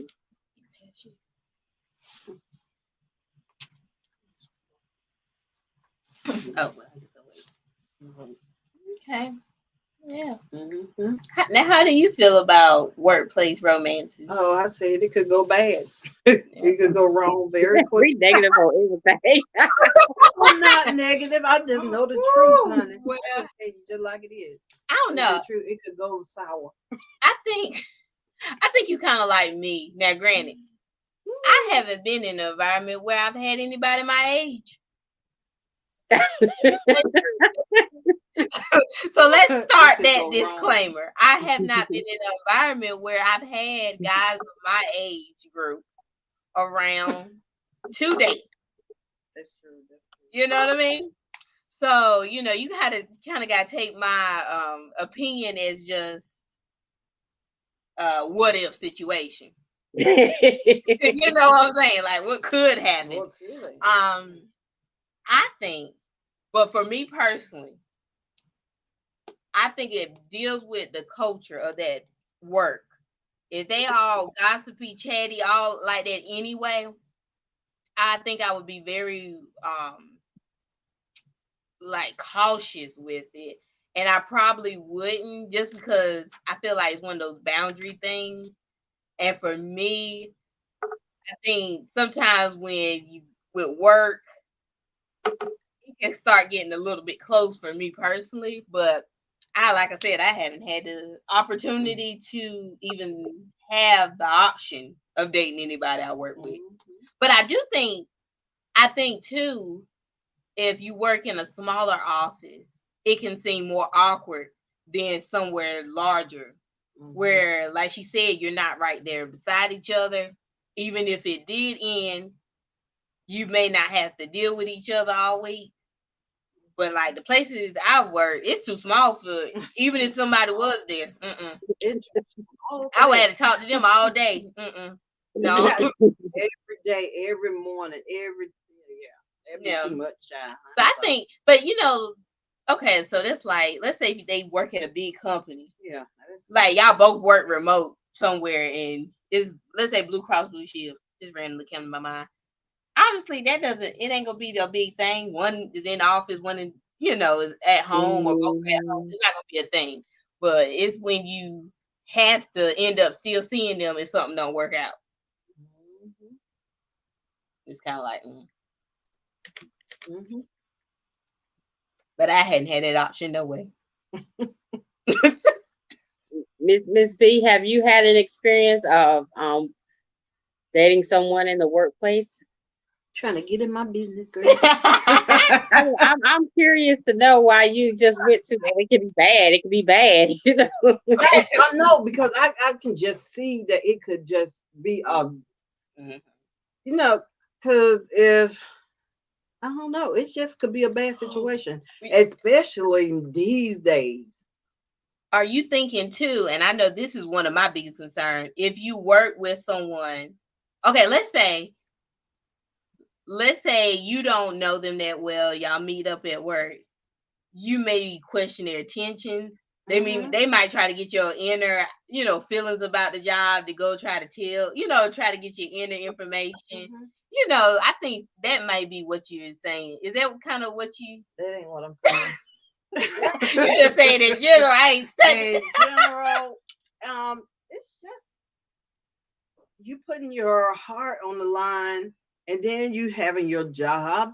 You could I get what you're even saying. I get what you're put saying. that, you could put that on the line as And that's well. what Sugar Daddy That's- One is saying. He's yeah. saying too much at stake. It's too Don't much do at it. stake. I mean, because you go to your job to work And to get So- away. and to get away from you might need to get a breather.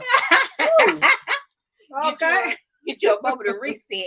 get you a moment to get it together. Okay, That's so funny. if you have somebody dealing with at the job, and you already don't want to go to the job as it is, then you got to deal with them and the job. I get what you're You saying. know, this Okay. is wisdom talking right here. No, Right, no, Sugar Daddy One. This is wisdom we talking. no. It makes It sense. makes sense. You think about it. It yeah. can be hard. It could be hard, but I mean, it has been done. and Yeah, it yeah, can be definitely. done. Yeah, But both parties have to be on the same page. But see, the thing is, if you're a jealous person, and that person, see, you didn't think about that. Like them talking to somebody else with Yeah, the work you see them stuff. talking. Not saying that I'm jealous, but they talking about work, and you thinking they talking some other stuff. Right? I that, mean, that come into play. yeah. He said, "Don't do it." It sounds like you may like have me. seen some people, Look, I'm telling you, that have had some issues with it. I get it. You know a little something now. No. Yeah. Don't do it. Yeah, because it's too much going on. Well, like I guess you saying, it's already you're already trying to keep a job. Yeah, you're trying to keep your job. You don't want to put the stress of trying to. Yes. Because if you lose one, how's it gonna affect the other? Mm-hmm. And then you don't know if you go in there, you're all getting mad with each other. And then they tell all your stuff. All your business.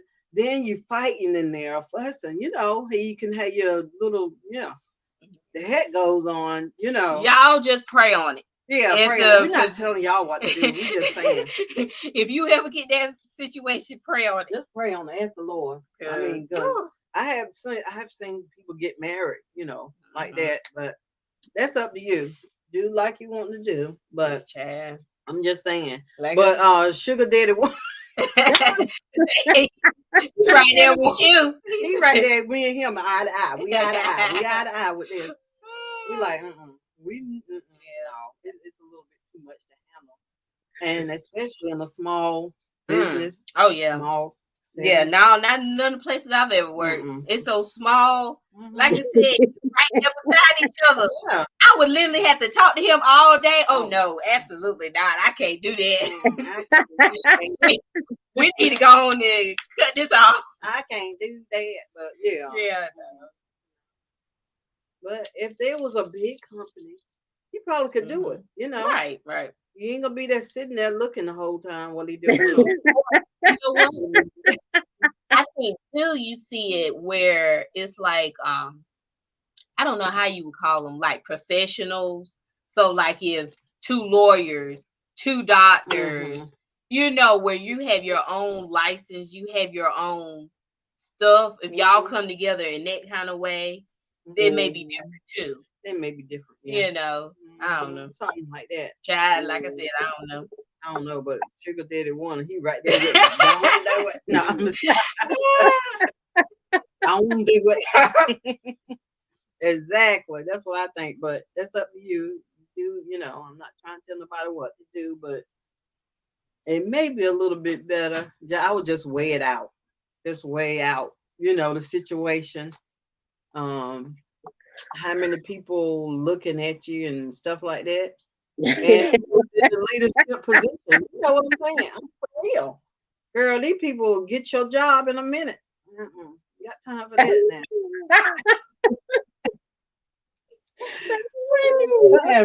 I'm sorry. All right.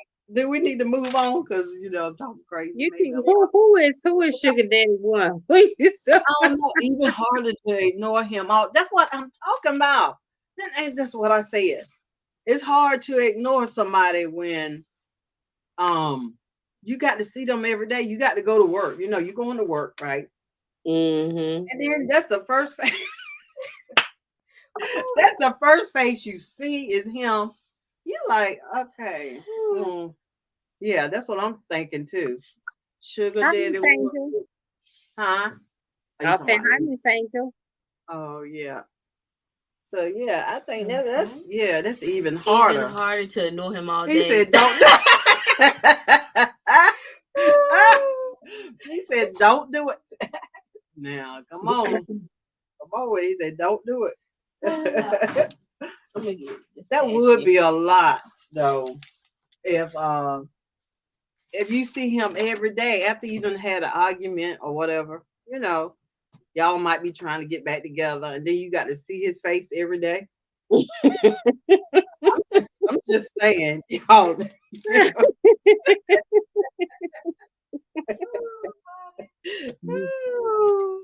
I know people cracking up. These people is a nutcases. Yeah, but I'm just saying. It's just, it's just like you having a job you don't want to go to. You thinking sitting in the car. I used to sit in the car at Dollar General and just shake my head. Oh, I don't want to go in here. I don't want to go in here.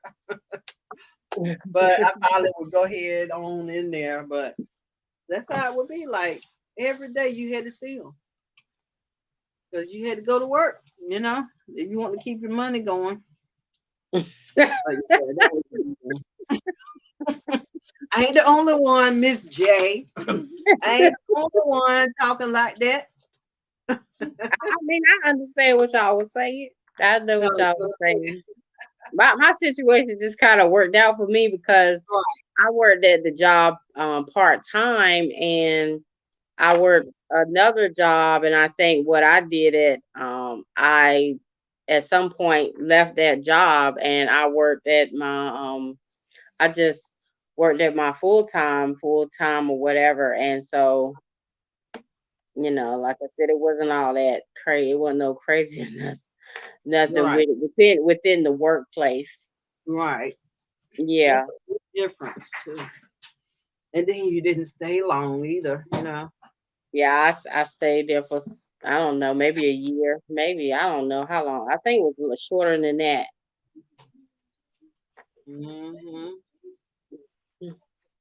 Right.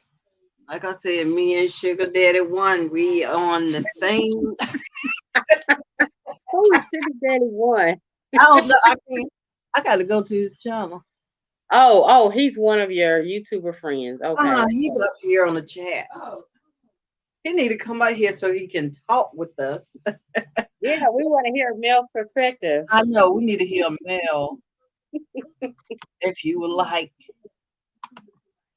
He said it would be even harder to ignore him all day. Don't do it. Yeah, it would be hard to ignore him because you're right there working side by side. And it ain't like you can be silent You got to can't- be no, cordial. you got to talk to them. And you know me, I like to silence them out. Just completely. I ain't gonna be saying they word to them. The champ is back. Well, then- the champ can come up and give us a male perspective on what we're talking about. We're talking about is it bad to hook up with a coworker? That's what we were talking about. Yeah. Some people said it was bad, then some people said it was all right. You know, they had. You probably know I'm the one that said no. No. You know, I was kind of like, maybe. You said maybe, and Miss J said, Well, because you know, let's say you work at somewhere like a hospital, mm, and you got somebody in the whole other side of the hospital. You know, you might can go on a date or two. really, Tay Weezy? You know, see what's going on. He said, it's not bad to hook up with a coworker. So he right along with Miss J in the house. Yeah. Well, Betty, Miss B, I do think I'm thinking, more towards, your end and how you see things or what you think about it. Too, I was thinking you never know because psycho people get jobs too, or they have jobs. And you just never know. You might meet a guy and he might be nice looking, or I don't know, he just checks your list, checks everything on your list as far as appearance and different things. He seemed like a nice guy, and then you hook up with him or get together with him, and he just can't stay away. He's like following you. He's at your house. You can't get rid of him. So in that case, yeah, it wouldn't be a good idea. Right. Yeah, Yeah. and you never know because he looks like the guy next door or whatever, and he looks like someone a nice guy to go out with and hang out with, and next thing you know, you see a different side of him and you can't get rid of him. Then he knows everything, where you work, where you live. Yeah, where you live. All of that. It's just crazy. I work in a hospital. Don't do it. Oh, wait who tried to hook up with a coworker?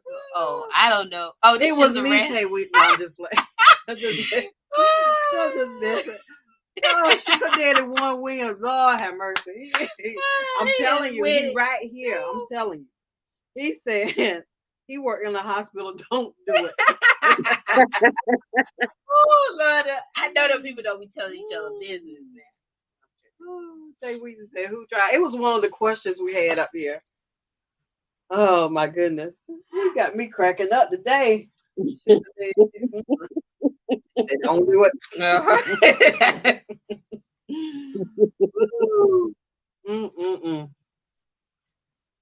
What else do you want to go to? Oh, I guess that's a good one. Which this one right here? About workplace boundaries.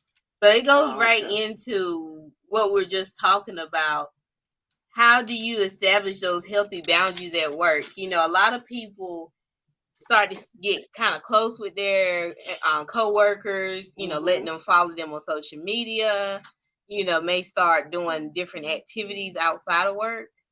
Do you feel like that's appropriate where it's more of a friendship level? And, how about just establishing healthy boundaries, even if you feel it is or is not appropriate?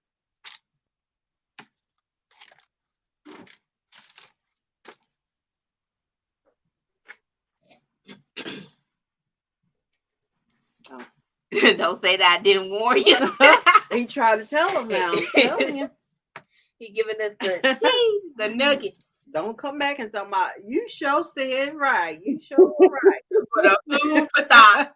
Okay. Hey, Weezy said he had a video just dropped today. Y'all, when we finish up this live, go check it out. Go check them out. Tay Weezy. Let's get them to 500. Yeah. Mm-hmm. So yeah, Sugar Daddy One says, don't say Woo! Look, we gonna have to back our mind if that situation ever presents itself. Sugar Daddy One, William said no. he said, don't do it. Mhm. Don't you do it. I'm telling you. I understand where you're coming from. Oh, I guess that too. Yeah, about the boundaries. Do you establish healthy boundaries at work?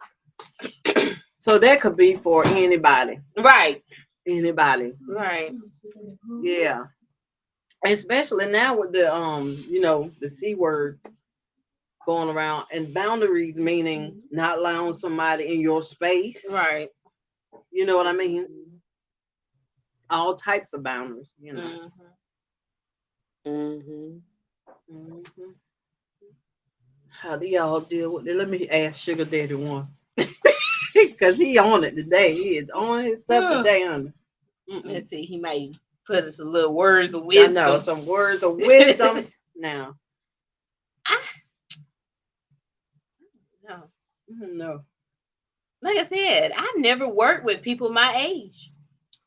Wow. So I've never been, you know how some people say, oh, I found this job and I just found this person I just clicked with and we could just be best friends. No one's my age. So, what you bond over is work. You know what I mean? Right. Most of the time, you're not going to be talking outside of work if, y'all don't really have as much in common, But I definitely believe in boundaries because, you start talking about too much and then, then you can't even take a half a day off without them asking what you doing, where you going, who you going with, how you doing? Yeah. It's a lot. That was a good one about the boundaries. Where's Sugar Daddy at? Where he at now? Not yet. Not yet. He gonna think of something for it. Okay. Excuse me. So how to tell, or how do you tell? Can you tell if a person is getting a little too close to your coworker? Like if the other person is married, or they are married and then they getting a little bit too close, do you say something or do you just sit there and look? Oh, She's looking Well, no more. apparently people choose not to say anything. I've been in a situation in the workplace where someone that I thought that I was friends with, good friends with, and would, share things. We share things with one another, that she would, speak her piece or whatever. Apparently she wanted to share it with everybody else in the workplace except with the person who she needed to share it with. What do y'all think about that? I think it's really common. Excuse me. Yeah. I do. Sometime in offices, I think, okay, with a lot going on, I think people find certain things to cling to get through the day. Mm-hmm. And I think a lot of people cling to like the gossip and like storytelling. Oh, did you know so and so? It's kind of like a way to bond in a way to where they feel like they having some fun while they work. Yeah. So I think it can get really, it can be real interesting because you could be sharing true heartfelt things to someone and they're just thinking it's just like workplace chatter. And then they so used to chatting and it just kind of expands. And before you know it, they done told your business to 3 other people because they doing workplace chatter with them too. Yeah, I get what you're saying with that, but this person was like a friend. This was a place we worked, and we worked together prior at another. This was when I was in hospitality and hotel, and so I met this particular coworker at one job that we worked at, and Mm. she left after a while and went and got another job at another hotel, and they had an opening there, and she referred me, and so I started working there at that place. So me and her had developed probably a friendship over a couple of years, and we hung out and different things. Like it wasn't just a coworker and I'd share something to a coworker. I wouldn't do this. This is somebody that I consider a friend. She was in a relationship, and I just had kind of like let her know I met a guy and this and that. She knew things about the guy, and she didn't choose to tell me, but she made friends at the new place where we were working, and she chose to tell everybody, or I don't know if it was everybody or it was, I don't know who knew, but I didn't know anything about it until she left that job. She went back to the place where we originally worked, and one day I was leaving, probably months and months after she left. I was leaving to go home, and our supervisor was felt compelled, I think, to tell me what she had been going around and spreading around. He said, I thought you should know because y'all was supposed to be friends. And I was thinking that you should know what she was telling everybody around in the place. And I trusted him. He was a good supervisor, and I think he felt to tell me because he thought I was a good person. I helped out, with the schedule and different things like that. So, I was grateful that he told me. And I went back to that coworker and called her at the job that she went back to, and she blatantly lied to me. I knew it was true. She blatantly lied to me and said, "Oh no, I didn't know anything of it like that." Mm. Yeah, that's hard because that sounds like y'all had a rapport. This is years in the Yeah, making. Y'all had actual relationship outside of work if y'all kept up after yeah, y'all weren't working together anymore. yeah. Let's see. He bringing up knowledge for us, ain't Yeah. Says Sugar Daddy One Williams says no more work conversation at home. What you going to talk about? What you talking about at home if you know all about work? And it said what? And he says what happens when the other ladies start getting friendly with your now single ex? So it sounds like he's saying, Bam. you're confiding in her, you telling some of the, stuff that's going on in the relationship. And then now she just finds her way Her little fingers get to try to start communicating with him. After she was the one, girl, you don't have to put up with You that. got to put up with that. You need to stop that. He shouldn't do you like that. Really good. Let's see.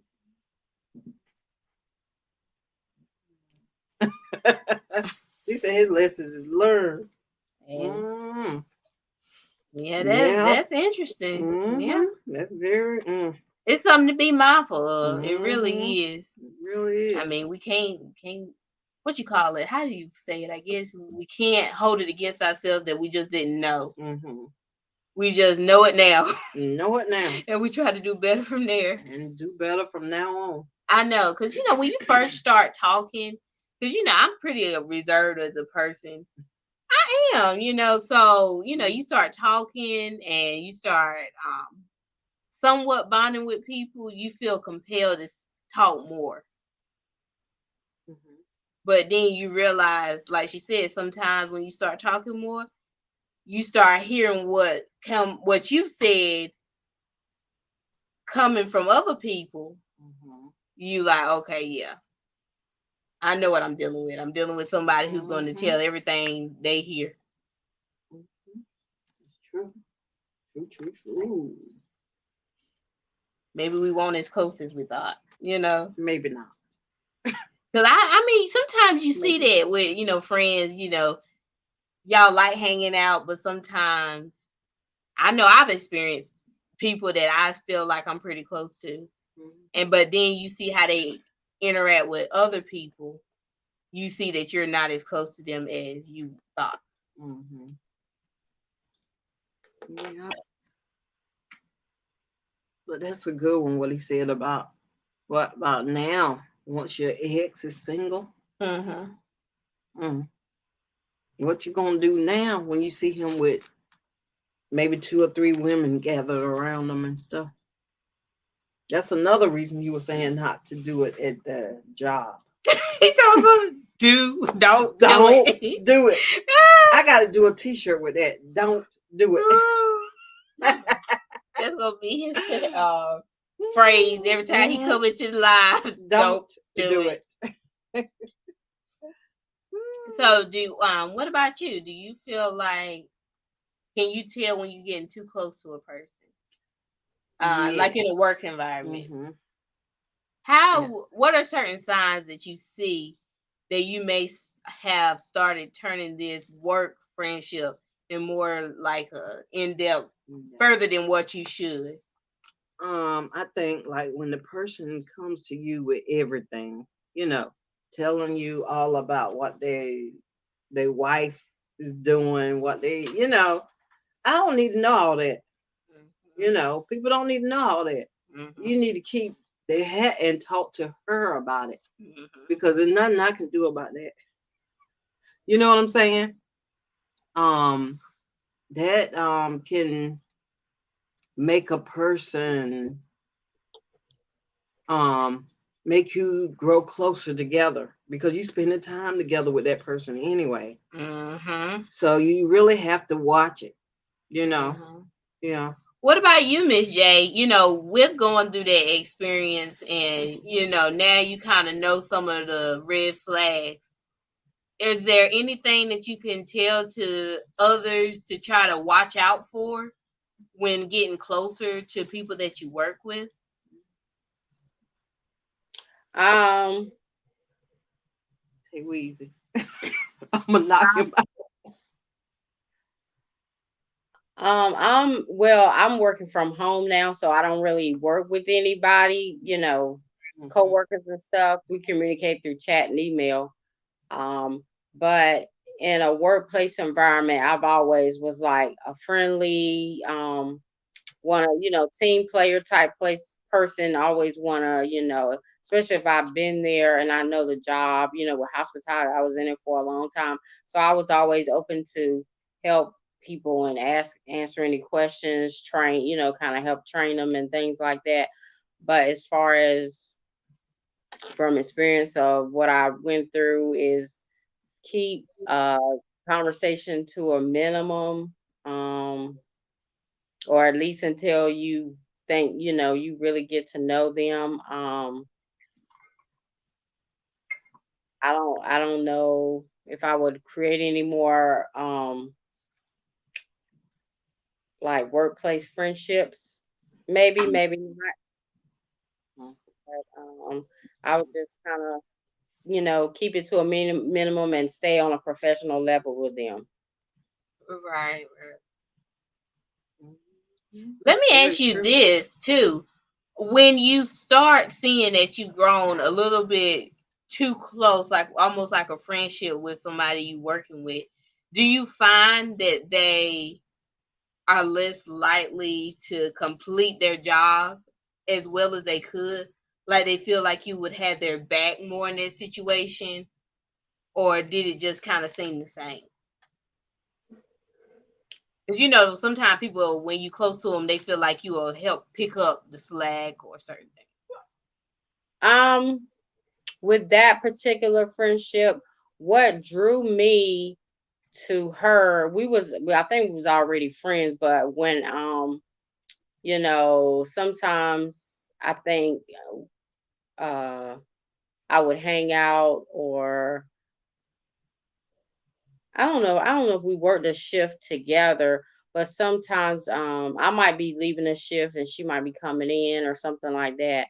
And what drew me to her, things I noticed is she was a person that could really fake it till she make it. In customer service and things like that. And you might have some things going on at home in your personal life, or you're just not having a good day. And you just don't need to like show that when you're about to get out in front of customers and handle customers and dealing with customers. And one thing that really stuck out to me about her is I could see her in the back office boo-hoo crying and going on, about her, relationship and things like that. And then when we see a customer come in on the camera, she goes out there, she dries her tears, goes out there, hi, hi. And I mean, it's just like she flipped a switch or something. And, she would, handle the customers professionally with a smile and be very welcoming. And that was something about her that I really admire, and something that I followed, on her, and how she would handle, you know having something personal going on, and being able to just kind of work through it and with a smile. Mm. And mind you, not to say that we as African American women can't do that, because we most certainly can. But she was a Caucasian girl.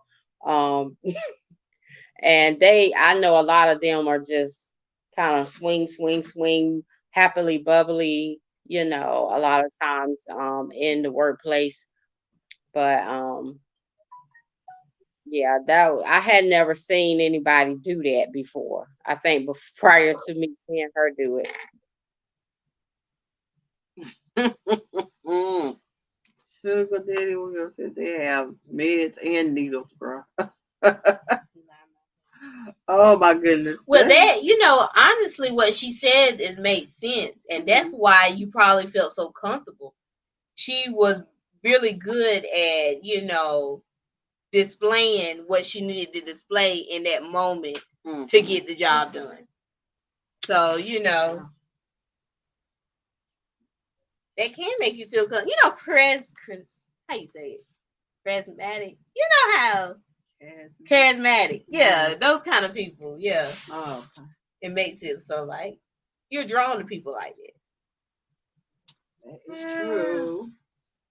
True, true, true. Let's see here. Back on the first page. Let's see. So, do you allow coworkers to be a part of your social media?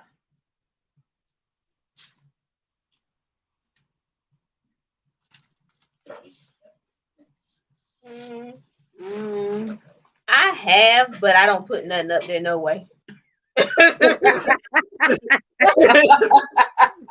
have at it, Suge. If you want to see, if you want to see high school pictures of me, then have at it. But you're not seeing anything beyond that. So, Have it, boo. but yeah, no. Mm-mm. No, you say no. What you say, Miss J? Yeah, I got some coworkers and people I went to cosmetology school with. Yeah, but I'm like China. I don't post a whole lot of stuff. I can keep in touch with them. They can reach out to me if they want. Sometimes people fall off your page after a time, after time anyways. But I'm not a person that posts a lot of things. I just go, and if I do, I post positive things. But yeah, that just goes with, and it ain't gonna just be any and everybody. That's gonna be on there, even if I don't post a whole lot. Um, but yeah, I got people on my page that I work with.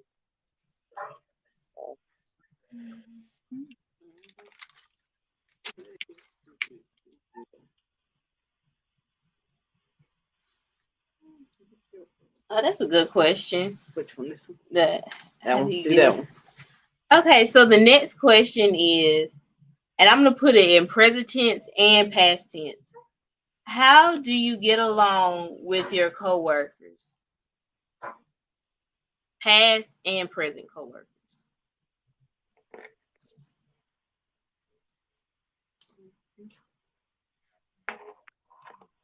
While we think on that, we have Sugar Daddy One Williams say, I do not do social media yet, just drop knowledge and vibes in the YouTube streets. Right. All right. All right. I would say I get along with my coworkers great. We all work together. You know, we have our personalities go together very well. So, you know, we don't really have any problems in a small office. You don't get no chance to have problems if you start getting upset with each other. You take you a break and you keep coming back, you know. Because I mean, most things that you get, you know, you don't really have in our office a lot of times where you just get so mad that you just got to. You're more likely trying to get through the day, you know, trying to get through everything done. So, you know, we don't really try to focus on anything like that. So we just get along well. That's a good thing. Thank the Lord. Yep. Thank God. That makes Yeah. work a lot easier. Yes, indeed. Let's see. Tay Weezy said, I am a people person. I get along with everybody. I All understand. right. Good. Yeah, yeah. I Very think we good. pretty much get along Yeah, with anybody too. Yeah, we 'Cause, pretty much get along. I with mean, that's the everybody. best way to, you know, be most of the time. Just try to do your best. Miss B, she might jack you up though if you don't get it. What? Y'all, no, I And Mr. Williams says, I go to work to make money, not just show respect. Right. Yeah, yeah. I do think that's a big thing. Just, you know, being respectful to to everybody. Try to give people grace and the benefit of the doubt.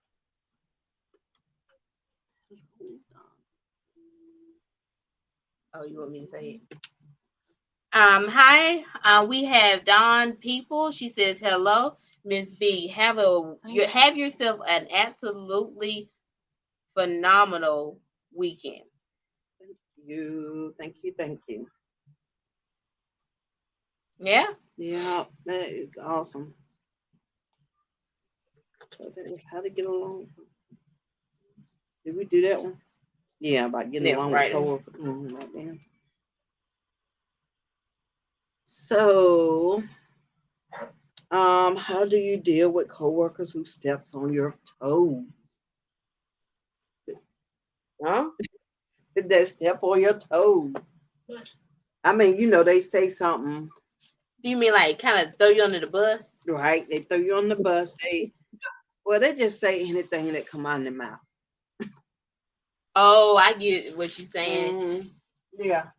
They'll try to call you out on something, or they just don't be respectful. Like they feel like they can talk to you any kind of way.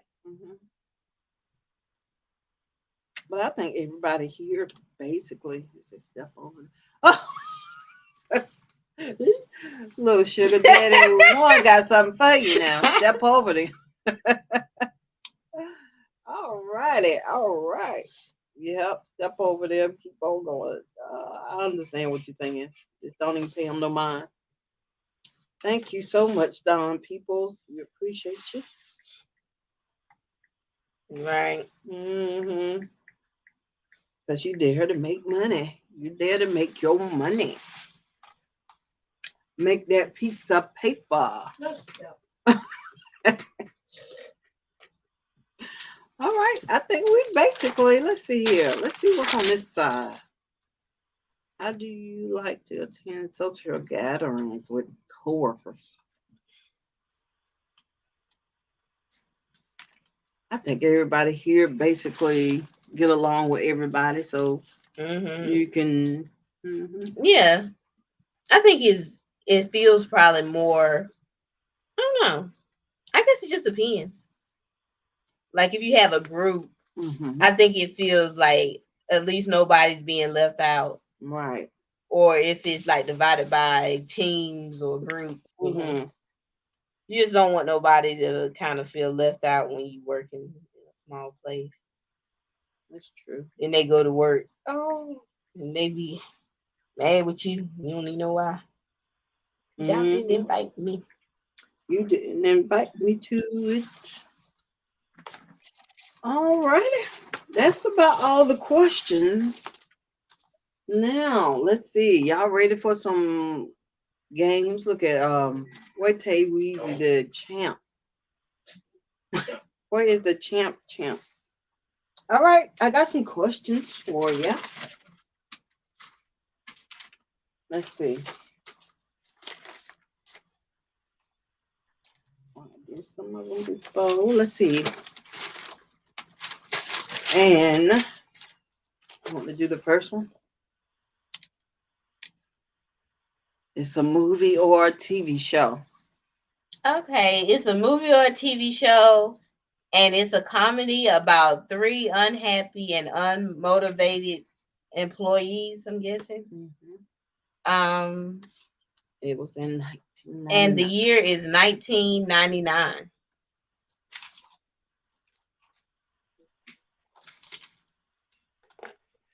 I'm probably gonna have to do this because I know I couldn't think of none of them. Ooh, y'all gonna need a hint, ain't you?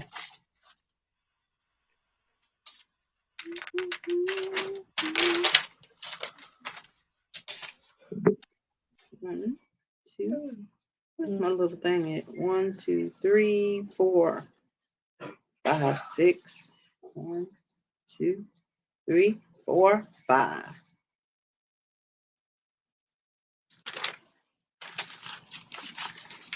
There are, let's see, 1, 2, 3, 4, 5, 6 letters. And there are 1, 2, 3, 4, 5 in this one. This is a movie in 1999.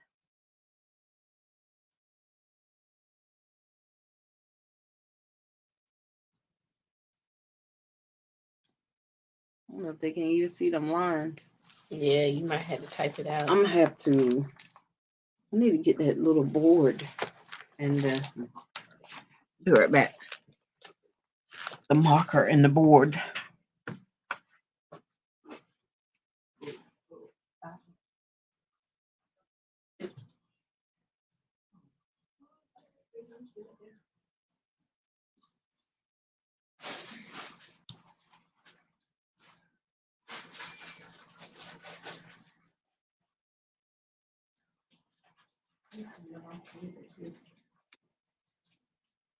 We done got rid of all of them.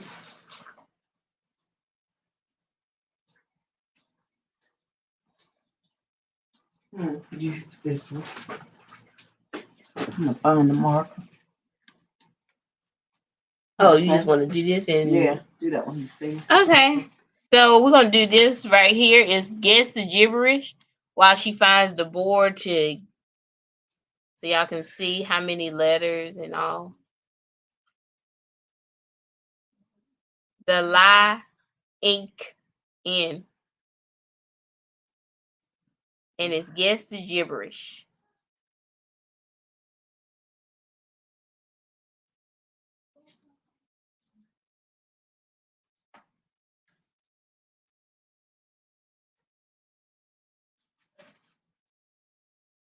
I'm tired. I might be tired today.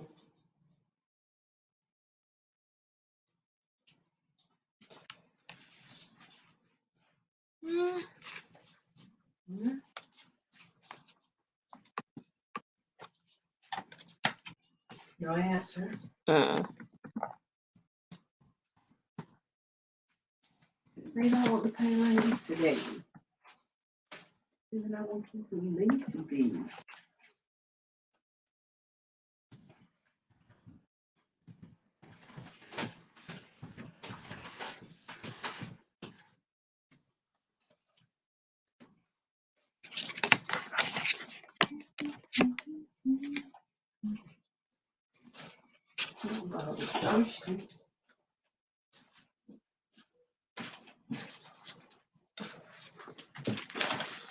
Excuse me.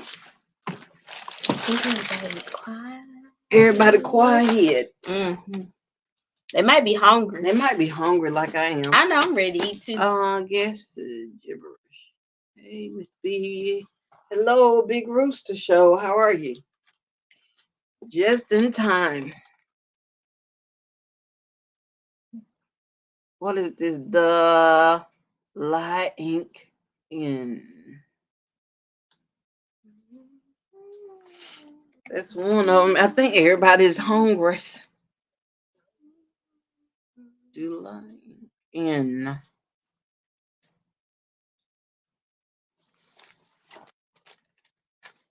See anybody get it? I'm seeing. Brooklyn. Oh, struggling with the clue. Oh, Big Rooster done got it. Oh, he done got it. Mhm, the Oh, Lion Big King. Rooster.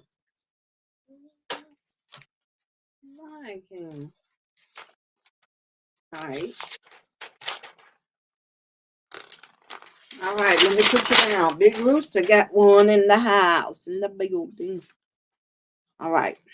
Now, let's see what we got. Did I give you a Family Feud? Nope. I ain't give you no Family Feud. All right, wait a minute. Sugar Daddy one. Woo. All right, here's another one. Hold up.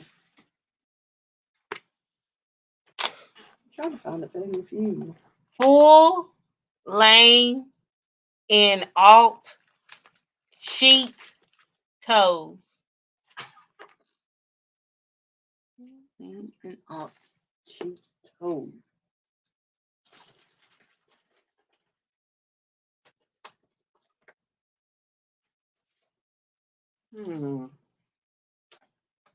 That's a good one. Falling in up cheek toe. I had to type it. Oh, they can't see it. I think they can see it. I just need to type it because I ain't gonna hold it that long. Oh. Flaming Cheetos. Uh-oh. Big Rooster got one, and Sugar Daddy one has one. All righty. All right, let's see here. All right, wait a minute now. I got on a piece of paper and a piece of pen. A piece of paper and a piece of pen. All right, I'm gonna just use one of these. I don't think nobody know that right there. Let's see. What is or was the 80s fashion trend that was inspired by the movie Flashdance? Was it bell bottoms, headbands, leg warmers, or earmuffs? I can say egg muffs or earmuffs. I don't know the answer. Oh, I was gonna guess. Don't let me see it. okay, I'm gonna let you see it. What was the 80s fashion trend that was inspired by the movie Flashdance?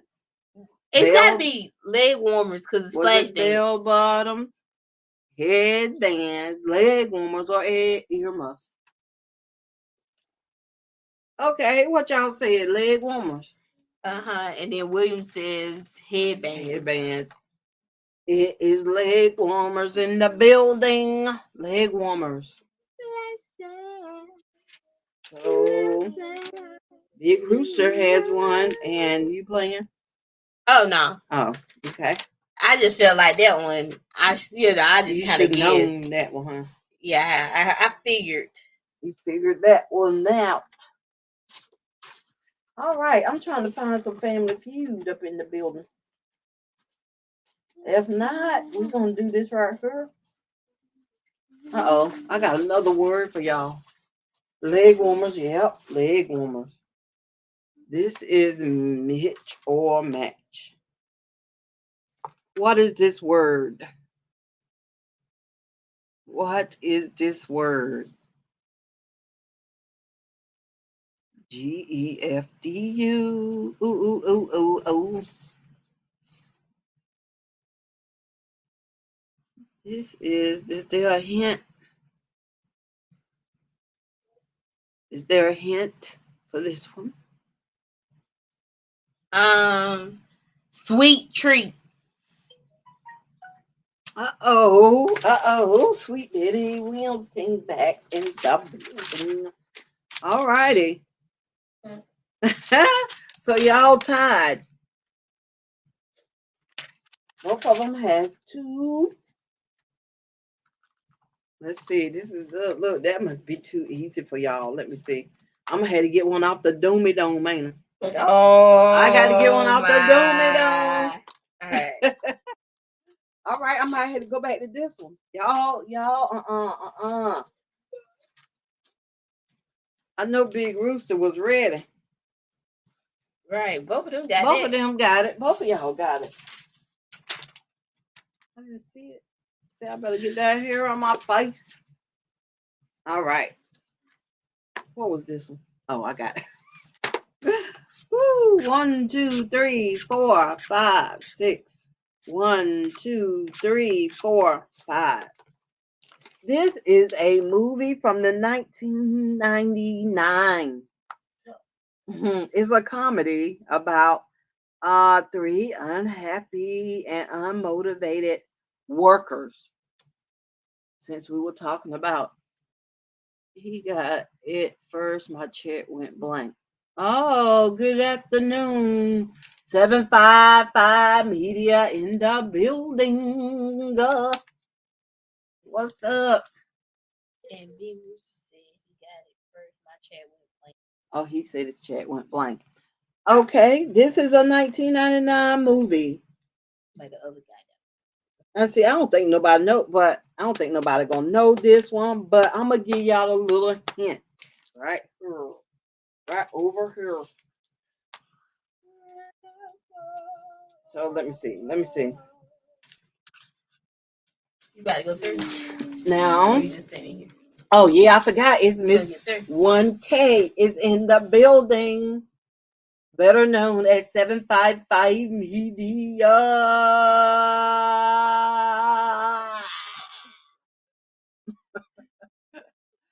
Right, Angel? You supposed to have been looking at her painting today. I forgot. I'm sorry. Oh, Miss B. You know my name is 1K. I forgot. 1K is in the building.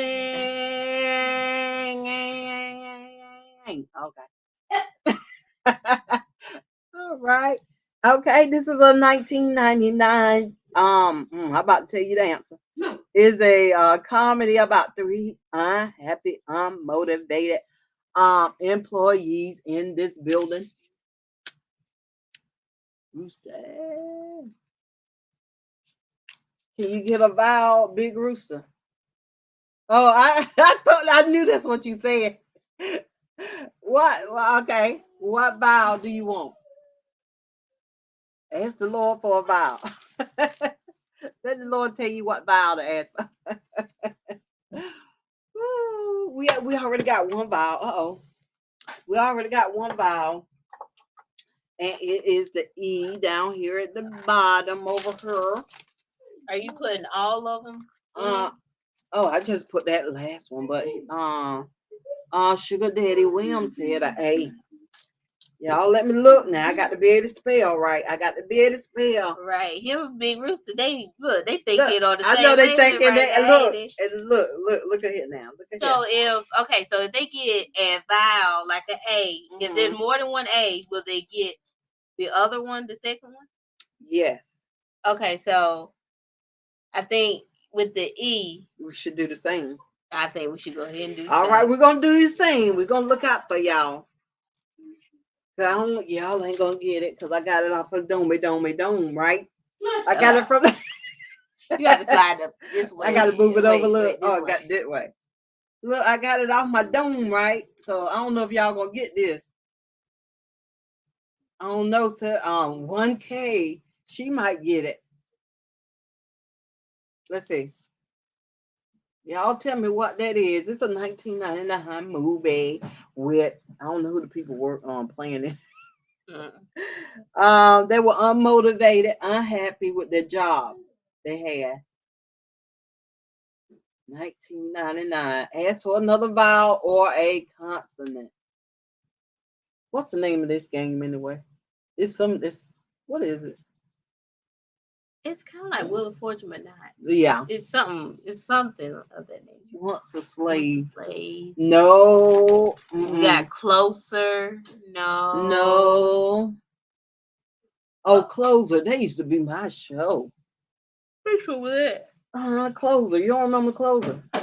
Oh, that was a good show. That woman was going around finding the crime stuff. Who did whatever. Y'all getting there. Ask for another vowel or a Big Rooster says Office Space. Big Rooster is in the building. He got it. How you know that, Big Rooster? We were just talking about office stuff anyway, won't we? So that's what all these things gonna be relatively talking about. Y'all know what I'm talking about. Relating to or whatever. Yeah, Big Rooster in the building. I never watch movies. I don't have a clue. Oh, okay. All right. Now, let's see. Let's go back to some of these right here. So this one was open. Oh, office space. I said open space. Office space. Yeah, office space. All right. Here we go. Oh, this is a good one right here. 2, 3, 4. There are 6 letters in this movie. In this show. Oh, they can't see it. Yeah, they seen the All right. last You can see it. They can see that. There you go. There are 6 letters in this show. It was a TV show. So 1K in the building, you'll probably get this one. It was this little boy, and it was in 1983 to 1989.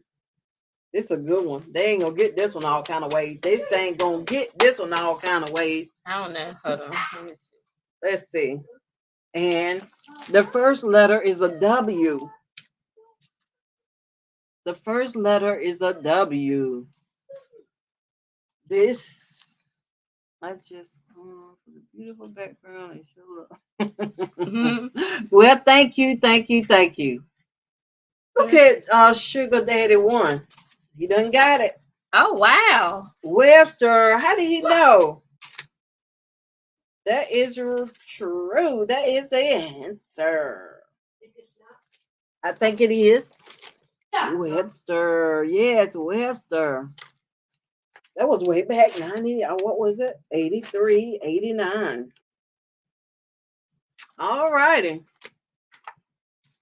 All right. He on his stuff today. He done told us and gave us some good information earlier. Done told us what we need to know. Tori's brain game. Thank you for coming in. I know he getting ready to get some. That's 7. You are correct. I know. I just didn't say nothing, Big Rooster. Stop it. You done told it on me. You know I can't count or spell. I'm just playing. Oh, let me look at another one now. Let's see what else. Oh, okay. Big Rooster. That's true. You right. You is right. All right, here we go. Another one. I need another pen. What is going on? 1, 2, 3. Okay, let me count it out now, Big Rooster. I'm counting. 1, 2, 3, 4. Okay, the first word is 3. The second word is 4 letters. There we go. Look. Okay, now this show was from 2006 to when was it? 2015. It was a football show. You already know what it is. You already know what it is. Okay, you got how many letters in the front? 3 letters. And you have 5 or 4 letters at the bottom. What show is that? I know you already know. I showed you. Thank As soon as you. you got said the another one? years. You already said when I said 755 Media up in the building. That's what I'm talking about, home girl. Right there. She done got it. Too late, Big Rooster. I'm just playing. Both of y'all get a point because y'all came in together. 755 Media. I mean 1K in the building. 1K got 1 and Big Rooster. Now, just because he got this don't mean nobody else can't come in and sweep him off the board. Now, I'm just saying, Big Rooster. He said, don't be saying that.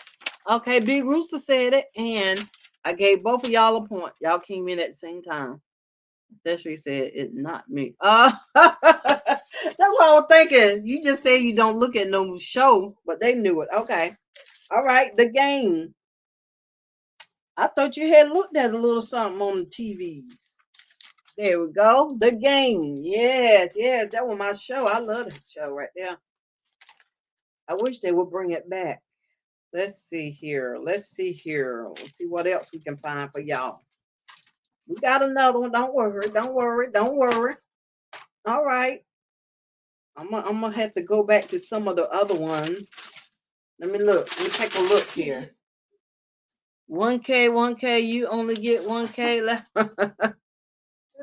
1K in the building. So where's my other papers like this, y'all? All right, here we go. I got something else for y'all now.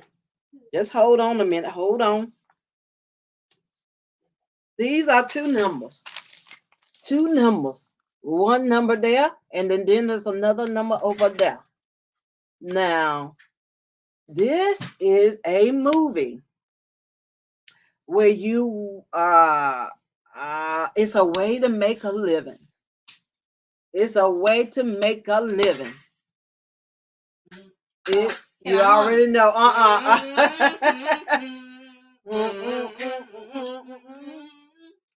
Yeah, it's a number, right?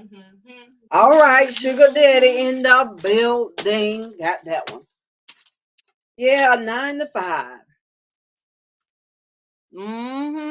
Accessory is driving, so she just telling me. Woo, that's good. 1K in the building. I ain't forget. 9 to 5 working. 9 to 5. So way to make a living. All right. Here's another one. Here you go. Okay, this is 4 letters in this one word. 4 letters in this one word. And it's one of Tyler Perry shows. 4 letters. I know somebody know what it is now. Put this up here and then put this over here. Tyler Perry shows with 4 letters. 1, 2, 3, 4. Lord, look up here. She know her stuff now. You said it's accessory. Lord, this girl know everything, don't she? All right, they got another point because it was the oval. Oval, O-V-A-L, the oval. Oh, she know her stuff now. Come on, y'all. All right. Let's see what we got here. Okay, wait a minute. Let me count it. 1, 2, 3, 4, 5. 1, 2, 3, 4. Okay, Big Rooster got 5, and Sugar Daddy got 3, and 755 Media has 2 in the building. Accessory said it. She know her stuff. All right, now we got some more. We got more. Let me see. Let me see. Let me see here. Let me see here. I got to get one off the dome because y'all be knowing these. Wait a minute now. Wait a minute. Uh-oh. I got one. I got one. I got one for you. 1, 2, 3. And then 1, 2, 3, 4, 5. Let me count it. 1, 2, 3, 4, 5, 6. All right. Now this is a show that is recently been on. And I seen Caucasian people on this one. And let's see. I'm gonna give y'all the first letter. She said, "Bring it." Uh-oh. Oh. Okay, Sugar Daddy. One says he demands a recount. Somebody go reverse it. Oh, I'm sorry. We can't do that. We can't. But I think it's 4 to 5. And then there's 2. All right. Now this one, who plays on that? I have no idea, child. All right, I'm gonna give you one for the bottom too. The first letter on the first line is T. The last letter on that is a E. On the last word is a E. 45. Is it 45? Yeah, 45.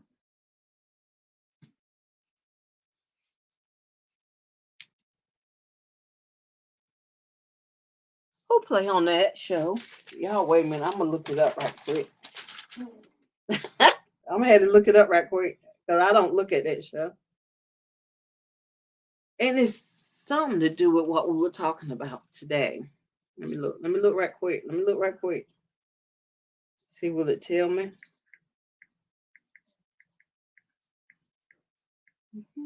Oh, it's an American sitcom.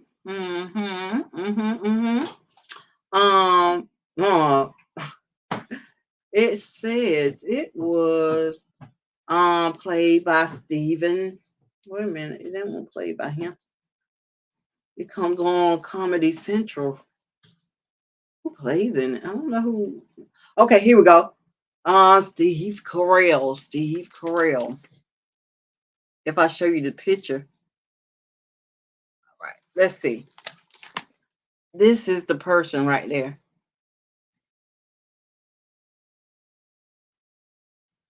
All right, let me show you another one. I doubt if they look like that now. I mean, when y'all looked at the show.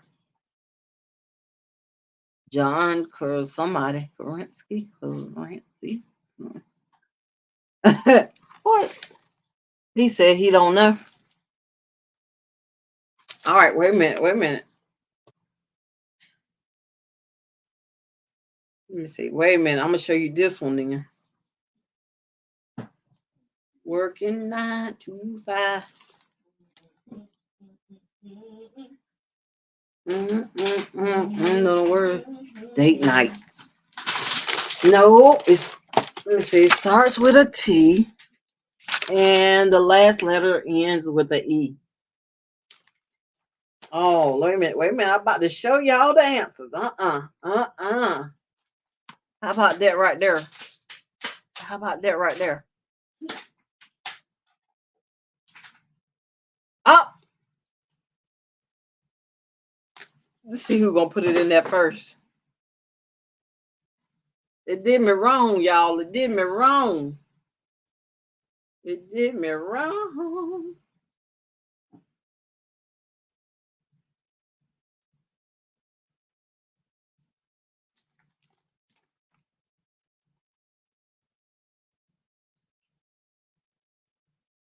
She had to show this to accessory. She probably know what it is. You know who that is? Who? Which one? I mean, them people. What show they on? Ain't it The Office? Ooh, is that what they guessing? Yes, that's what they guessing. Ooh, I'm sorry, y'all. They didn't hear you. I don't think Oh. on the Bachelorette. Yeah, it looks like it, but no. She driving though. Okay. Yeah, can't be looking at that and drive. Just E. She done told y'all the answer. Ain't nobody got it yet. Ain't nobody got it yet. They didn't. Not yet. They didn't hear it, I don't think. Wait a minute. Let me see. Let me see some more information. Carol, what's that man named? Steve Carroll, Gina Fisher, Rain Wilson, John, whatever his last name is. It was in 2005. I think y'all know that one.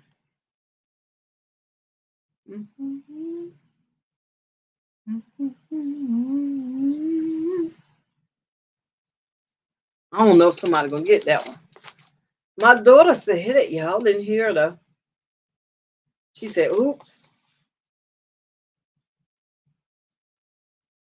Y'all don't know that one, do you? I tell you, I got that off the Domey Dome. No, I didn't. I got off the thing. Like Martin the Doom. I know she would know this one if she could just see it, but she was driving right this minute. I'm gonna get a little time. Let me see. Oh, y'all look. Y'all got to tell me left, right, left, right. Oh, I think you can see it now.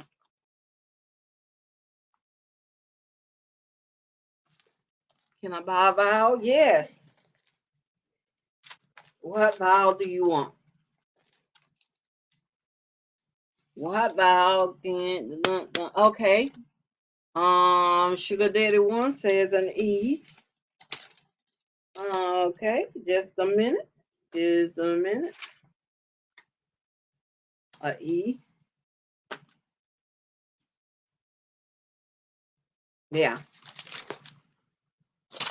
755 media in the bill. I mean, 1K is in the bill. All right. They got another one. All right. That was the answer. The Office. The Office is the answer. I knew it just so that she could see that picture. That would have been it right there. The Office was the answer. Yeah. All righty. All right now. All righty. Let's see. You know, I got to get me. I know you did. I knew she was going to get it if she could ever see it. If she could ever see that picture, that was a done deal right there. All right. Okay. 1, 2, 3. I'm gonna give you the last letter. Okay. 1, 2, 3, 4, 5, 6. 1, 2, 3, 4, 5, 6. Y'all know I got to count it over. Okay, I'm gonna give you the last letter in this one. Okay, the first word has 3 letters, and the last letter is a E. There are 6 letters at the bottom word, and the last letter is a N. Okay, this movie was a 2015 Robert De Niro. It's his first time hired as a. I can't tell you that answer, or that'll give you the answer. I can't tell you that, but he was hired in a setup escape for them. Oh no, he was set up. He was hired in a startup business. He was hired in a startup business. I'm trying not to say the word because you know if I say that word, they're gonna know what it is. He was Let's see, what is it? Let me see. Goodfellas. Oh, See? sorry. You see, he was the first one hired, or he was hired in. I remember this movie. Yeah, do you remember? Yeah. See, I can't say that word. They're gonna know exactly what it is. Okay, you want me to give a clue? Yeah, give them a clue right quick. Okay. So it's a really good movie. Basically, they had him come in and he doesn't already know the job. He should have seniority, you would think, based off of like I knew you. Oh. he's like older than everyone, but he hasn't done that particular job before. So they bring him in as this to give him the training he needs. Mm-hmm. Because I couldn't get that. I know. Because if you say that word, they're going to be like, oh, that's it right there. Yep, Big Rooster, the Oh, intern. Big Rooster got it. Big Rooster in the house again.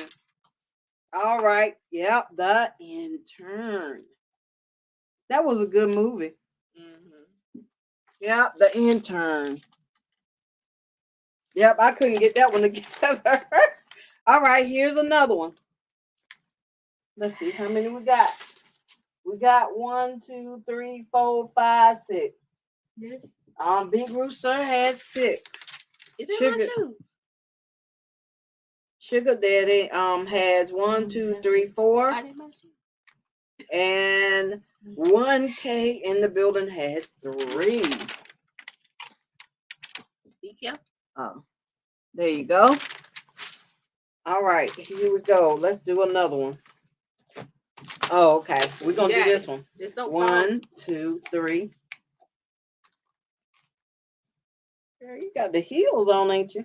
You sure did. 1, 2, 3, 4, 5, 6. 1, 2, 3, 4, 5, 6. Then 1, 2, 3, 4. What is that?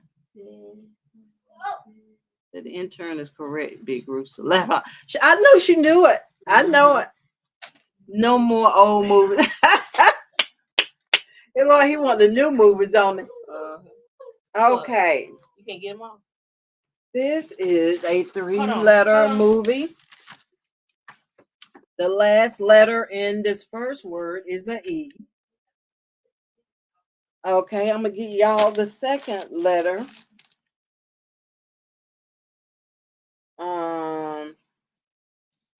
Let's see. It's a W. The second line is a W. And the third line, you got to figure that out. There's 3 words here. The first line, the last word is the last letter is a E. On the second line, the first letter is a W, and the last line, you're on your own. Get it off your domey dome. We made it, y'all. Now Cicely can tune. I know, right? I know. Oh, she'll be able to look at it. LM China. Sweetest sister. Yeah. So the first word, the last letter is a E. The second word, the first letter is a W. And the last word, get it off of your domey dome. Get it off of your dome. Woo. Okay. Oh, well, thank you, LM. Okay. Okay, these are, if I tell you that, you're going to know it. What is it? Right here. Ow. I didn't write nothing down for it. Right there. Okay. In living color. Okay. Okay, it's a 90s show. I think. He said The Wizard of Oz. It's either 90s or early 2000s. Mm-hmm. You have, it's a family affair. But it's not technically a family show, I would say. Families watched it, but it wasn't like mom, dad, and kids. Mm-hmm. They never showed the mom. Right, the mom wasn't never showed. Mm-hmm. I believe it had to be somewhere like Chicago or New York they were set in. And well, what was it? The magazine they were selling magazines. Stand. They were selling magazines. One was a magazine stand. Mhm. I guess he was the owner or he ran it. One of the two, One and of 'em.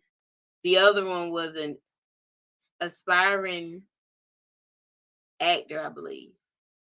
He might have had a different job in addition to that, but that's what stood out. The magazine. They sold magazines. Hmm. The daddy was crazy. He was crazy. What was that man name? I It don't was know. John something, I think. Yeah. But yeah, they were in the woman played on Amen. The woman played on Amen. Turn on the light of heaven, Lord, shine on me. Yeah. With the Olsen twins. With the Olsen twins. No, she played on Amen. The show Amen back in the day. I don't even know what her name is. Sherman Hemsley, you remember? Yeah, but I don't know what her name is. I can't think of her name either. Big Rooster got it. It is the Wayans brothers. Yeah, the Wayans. Yep, the Wayans. THAYN. Child, I don't know how to spell that.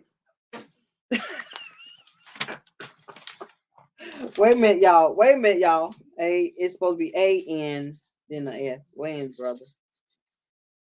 Well, he put THG out. Yeah, that is it. Oh no, yeah. Yep, I gave you your point. Big Rooster got that. All right. Let's see what we got. We got a couple more. Let's see.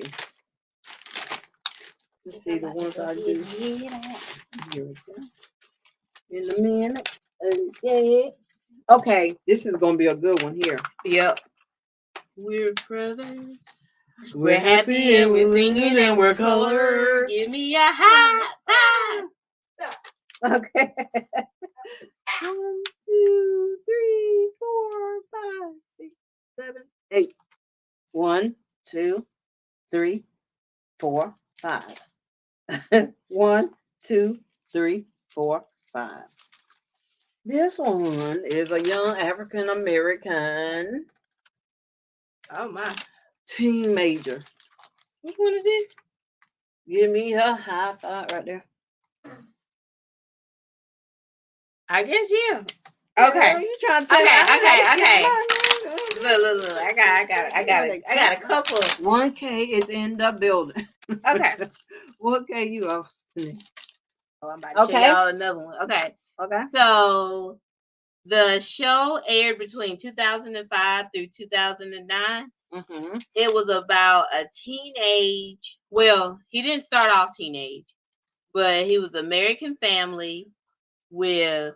I guess they started off. They were maybe somewhere between 8 to teenage years.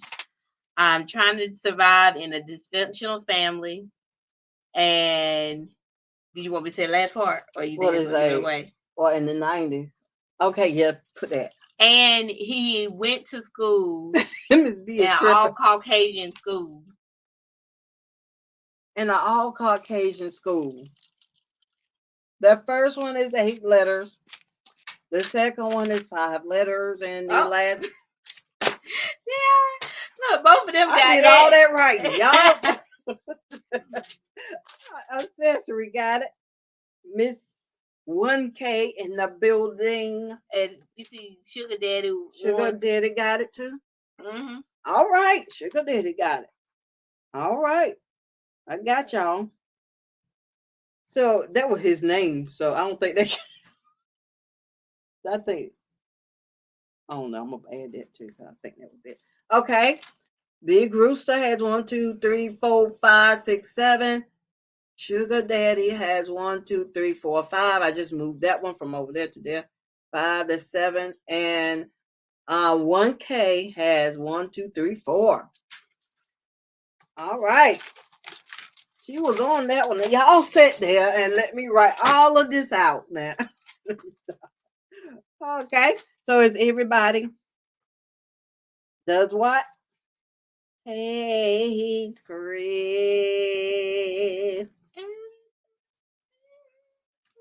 Yep, Sugar Daddy got that one.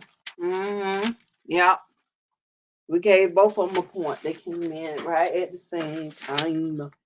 The same time up in here. All righty. All right. Now I got to get one off of the dome, because y'all, they getting them too fast now. Oh, they can they see the back of this? Since y'all are smart, the teachers.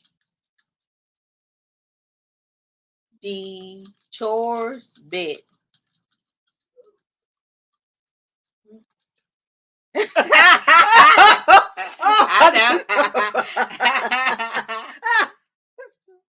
All right. did y'all hear the answer? Oh, I'm sorry. I'm over here tripping. Y'all right. Y'all right. Woo. The chores bit. The chores bit. I'm over here tripping out. We're oh my goodness. I know. I'm over here tripping. I am. Woo, Lord. All right. Let me do this one, y'all. I'm over here tripping out. See it out. Okay. This is the hint. See you in a sec. See you in a second. Lord help us. I know y'all about to be. What's happening? Huh? Oh, I didn't put that one up. I gave y'all the answer. Y'all didn't hear the answer. They didn't hear the answer. Lord. What? Oh, I didn't put it down. Oh, okay. This one is the chores bet. Did y'all see that one? Did y'all hear the answer? The chores bet. Lord help. That was funny. I ain't lying. That was funny. Woo. Get ready to go by. I got to turn that over so they won't see the answer. I know after them told them the answer. The chores bet. Do y'all know that one?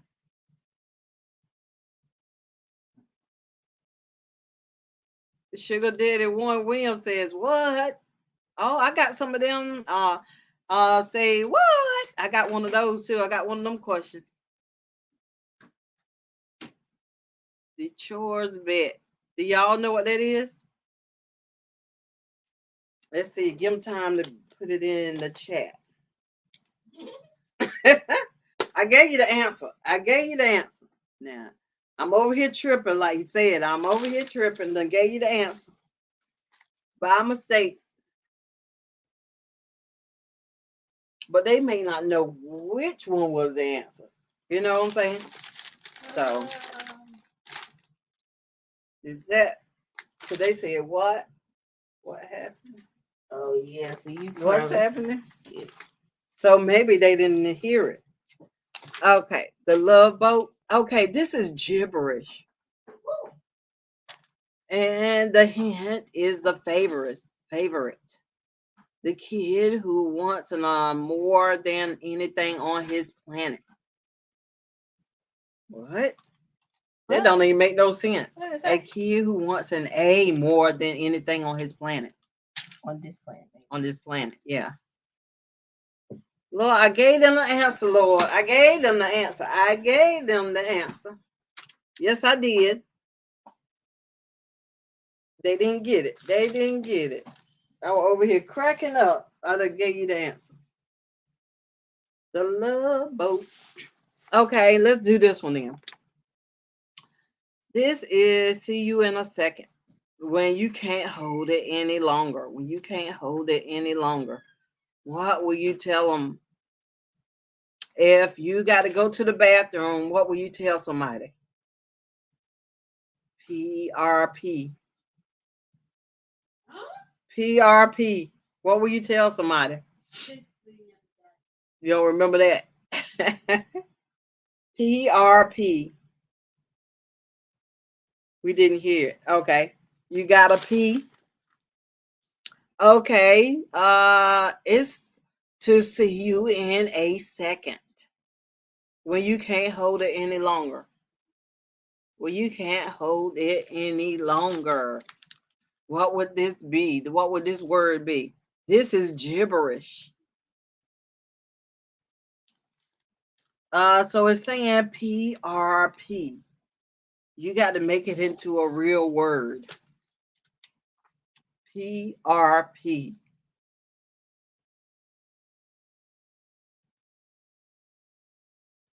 Oh, y'all didn't hear me. I thought y'all heard me though. Sugar Daddy Williams says, got a P? No. This is what you tell somebody when you're gonna be see y'all look. I be telling y'all the answer, y'all don't even hear it. Got me over here cracking up about to fall on this chair laughing. Y'all didn't hear that one. PRP. PRP. What's that? You don't say it out loud. Well, they still didn't hear you though. I already know what it is. Okay. I can guess. We don't speak she said we don't speak gibberish, they speak ratchet. Yeah. Y'all want a hint? Yeah, give them a hint. Y'all remember when people did instant messaging a lot, and when they had to leave, they would do this acronym. And that's what you do now when you got to leave from here. You tell people what?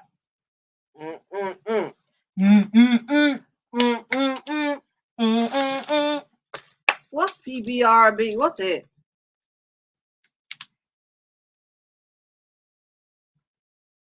What is that? Sugar Daddy one. Sugar Daddy in the house.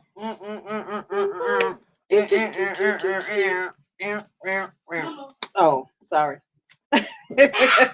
Is BRB. Sugar Daddy got it. Be right back. Be right back. Sugar Daddy in the house. All right, that was a good one. That was a good one.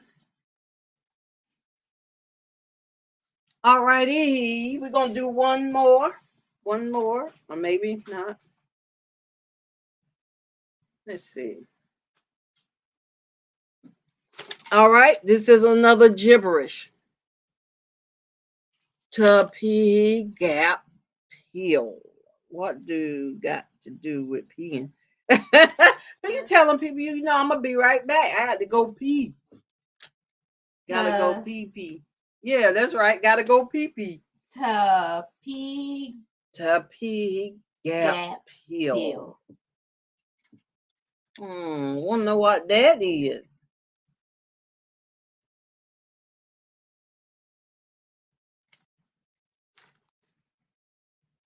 To pee gap peel. Okay. Is what they call the big apple.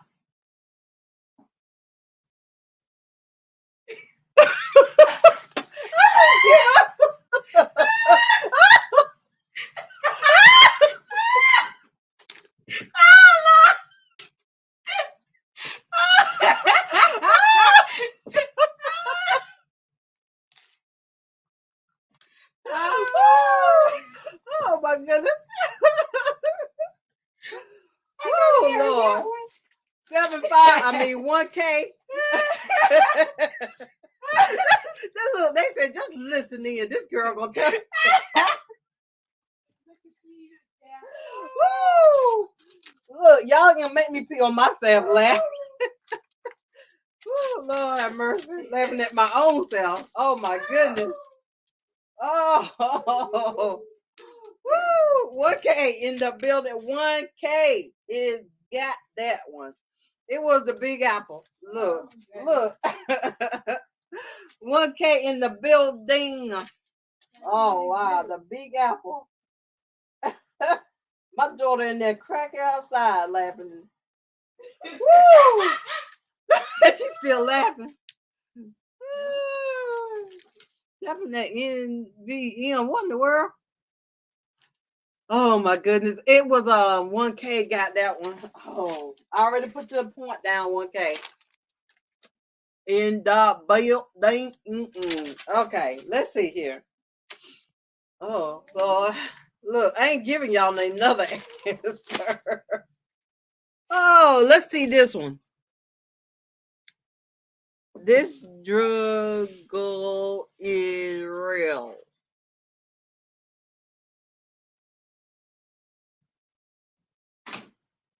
What is this? This struggle is real. Oh, big. Oh, he must not be able to see it. Let me see, cause y'all getting close to each other. The struggle. 1K is in the building again. The struggle is real. The struggle is real. Y'all look, I done cracked my own self up. I can't. Let's see. 1, 2, 3, 4, 5, 6. 1, 2, 3, 4, 5, 6. Uh-oh. Then 1, 2, 3, 4, 5, 6, 7. All right. This is going to be the tiebreaker, or it might be the first tiebreaker. The struggle is real. You are correct. Mm-mm-mm. What's wrong with you? All right. Louis vote Don. Louis vote Don. We vote Don. You already about to say it. Oh Lord. Oh my goodness. All y'all gotta do is say it Louis. real fast. I can already tell you what it is. Just say it really fast. That's what I'm doing over here, shaking my head at my own self. Woo. Louis vote. Sugar Daddy got it. Oh my goodness, that was funny. Whew. So we still got a tie between him and Big Rooster. Okay, Big Rooster in now. Okay, now it's 7-7, I believe. Let's see, 1, 2, 3, 4, 5, 6, and he got 1, 2, 3, 4, 5, 6, 7. 1, 2, 3, 4, 5, 6, 7. Now unless 1K come in and take it from both of y'all, and then we'll have a 3-way tie. Let's see. I'm gonna do a word off the dome because y'all might be cheating on my paper. 755 first. She answered it first. What do you say? Oh, you're right. Well, it's a 3-way tie. Bam! Right there, 3-way tie. Ooh, I got to get a good one. Y'all help me think of a good one now. It's a 3-way tie here. Do we need to do one? Oh, I'm sorry, y'all. I ain't got no sense, y'all, to know that by now. I ain't got none. But 755 media, I got you. So it was a 3-way tie. You want me to read it? Tie. Let's see here. Let's see. Wait a minute. I'm trying to figure out a good one. Ooh, I went outside for 2 seconds and a mosquito done bit me. Really?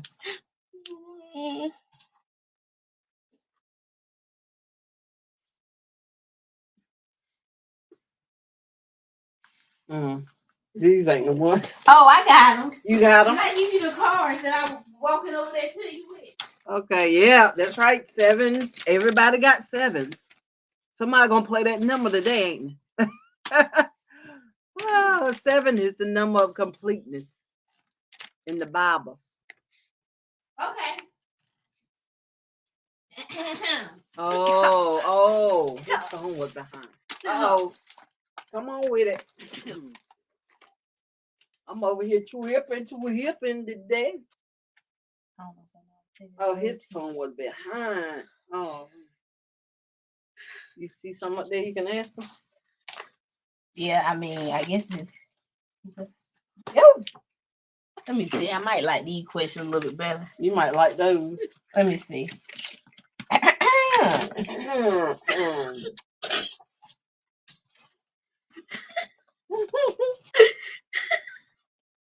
You always go. You can. Oh well, I mean, people will probably maybe know this. I don't know. Trying to find. Well, you could do What you Family think? Feud What if you you like? want to. Look at that up there. What about that first question? They gonna know that off the bat. Don't you You think? think? I probably wouldn't. I don't know. I think Oh, I know. 7 7. Oh, 7 7 7 7 7. Which one? The first one? Uh-huh. Let me stop. I think that's a pretty good question, don't you think? Okay. Hello, y'all. Hello. We have a tiebreaker question here. Like we had this man come out there. Somebody, hello. All right, y'all. Get ready. All right, we're going to have a question. And whoever's logs in first with their answer Will win all right.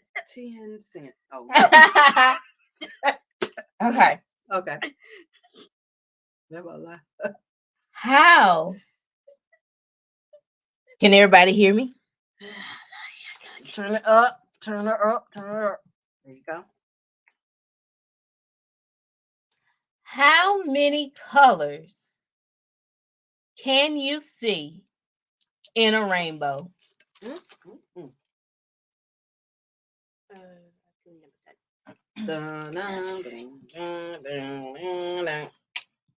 Rainbow shine.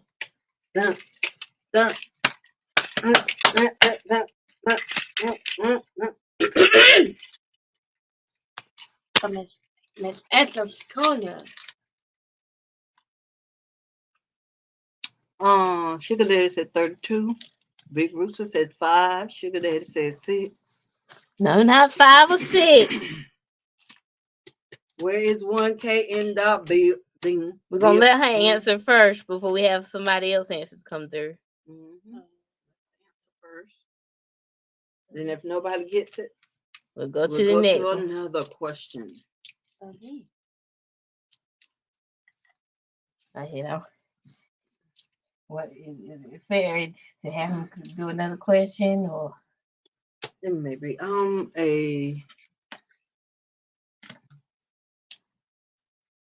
Yep, they came in at the same time. Anyway, yep, they came in at the same time.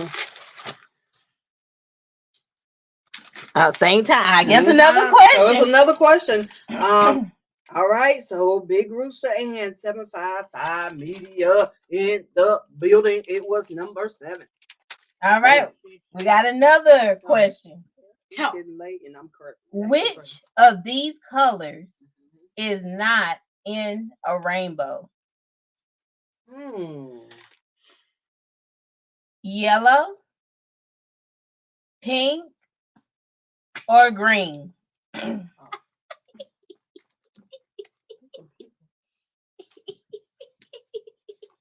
Yellow, pink, or green?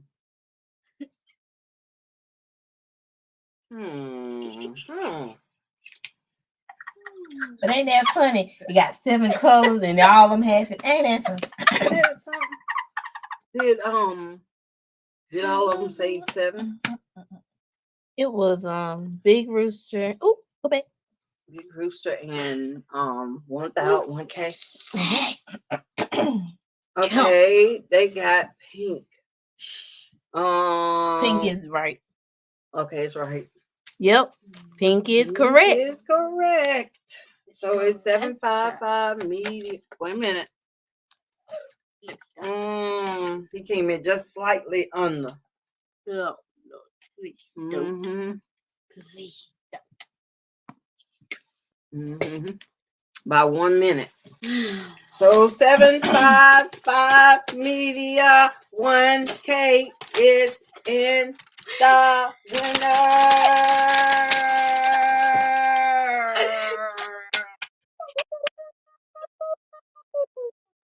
That was a good game.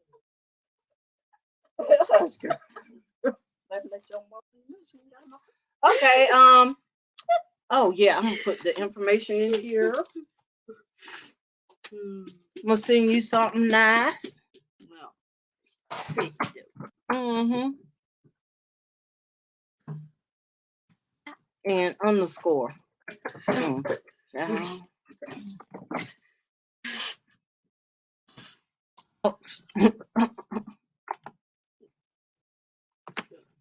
All right.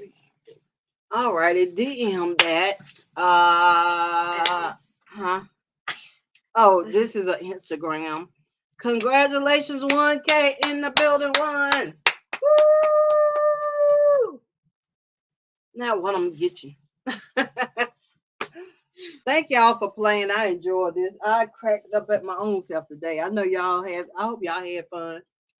Thank you, Big Rooster Show. I gotta go get me something to eat now. Hope y'all enjoyed it. Thank you, Sugar Daddy One Williams. Oh my goodness, you have. Oh, that was good. The talking we had today, you gave us all that wisdom. You know what I'm saying? Wonderful. Thank you for being here. Thank you, 755 Media, now known as 1K in the building. We appreciate you. Thank you so much. Thank y'all for playing this game. What is it, Angel? Huh? Angel's Corner. We gotta get some food. All right. Who else was in the building? Thank you, LM, for being here today. Who else? I'm about to wind down now, y'all. Thank you, Tori's Bring Game. Thank y'all so much for being here. We appreciate you. Thank you. Thank you, Tay Weezy in the building. We appreciate you. Let's see who else. Oh yeah, don't let me forget. Thank you, Accessory. Thank you so much for being in the building. Thank you, Tay Weezy. Thank you, Big Rooster. Thank you, Sugar Daddy. Let's see who else was up here earlier. Thank you, Don People. Mm-hmm. And let's see. Oh, thank you, Steve Gilmore. Thank you for being here. Thank you, Cherry B. Positive Vibes. Thank you. Thank y'all for being here today. Okay. Unbiased LLC. Thank you. Thank you, Steve Gilmore YouTube channel in the building. All right. Oh, Lilani's Kitchen. Girl, thank you for coming in. That was one of the people I knew from back then when I first started, way back young. Mm-hmm. Sure is. All right. Who else? Oh, Chilling with Tracy Anderson. Thank you so much for being here. Appreciate you. Let me see. I haven't gone all the way back. Oh, Curl the Girl Miniature Mukbang. Thank you, girl, for being here. We appreciate you. And Chilling with Tracy Anderson, huh? Oh, Cynthia. Thank you, Cynthia. Living with MS. Thank you so much for being here. Thank you for seeing it. All right. Okay. Thank you, African Dreaming. Thank you for being here. I gotta tell him I need I didn't get anything from him today, so I need to look it up and see. if him and his wife sent their information so they could get their prize from last time. Cynthia, let's see. Oh, Determined Diva, thank you so much. And I don't know how to pronounce that first word, but hair bundles. Thank you so much for being here. All right, it's a new comment. All right. It said, yes, Sugar Daddy, I'll stop by. Okay. Then accessory, yep. Woo, woo, woo. We had a great time. I'm glad y'all had a good time. I'm glad y'all was able to stay in. Thank y'all so much. And now I got to go get something to eat because you know I already been acting crazy. And I got to get me something to eat and something to drink. All right. Thank y'all. Bye. Bye. I had a good time today, y'all. Done cracked up at myself so bad. It was so funny. I'm just giving y'all the answers. I done gave them. How many answers did I give them? Maybe at least 3 or 4. At least. That's being modest. Well, I just gave y'all about 3 or 4 answers. I mean, like, it was just coming out. I was like, yeah, all right. Y'all have a blessed day. Bye bye.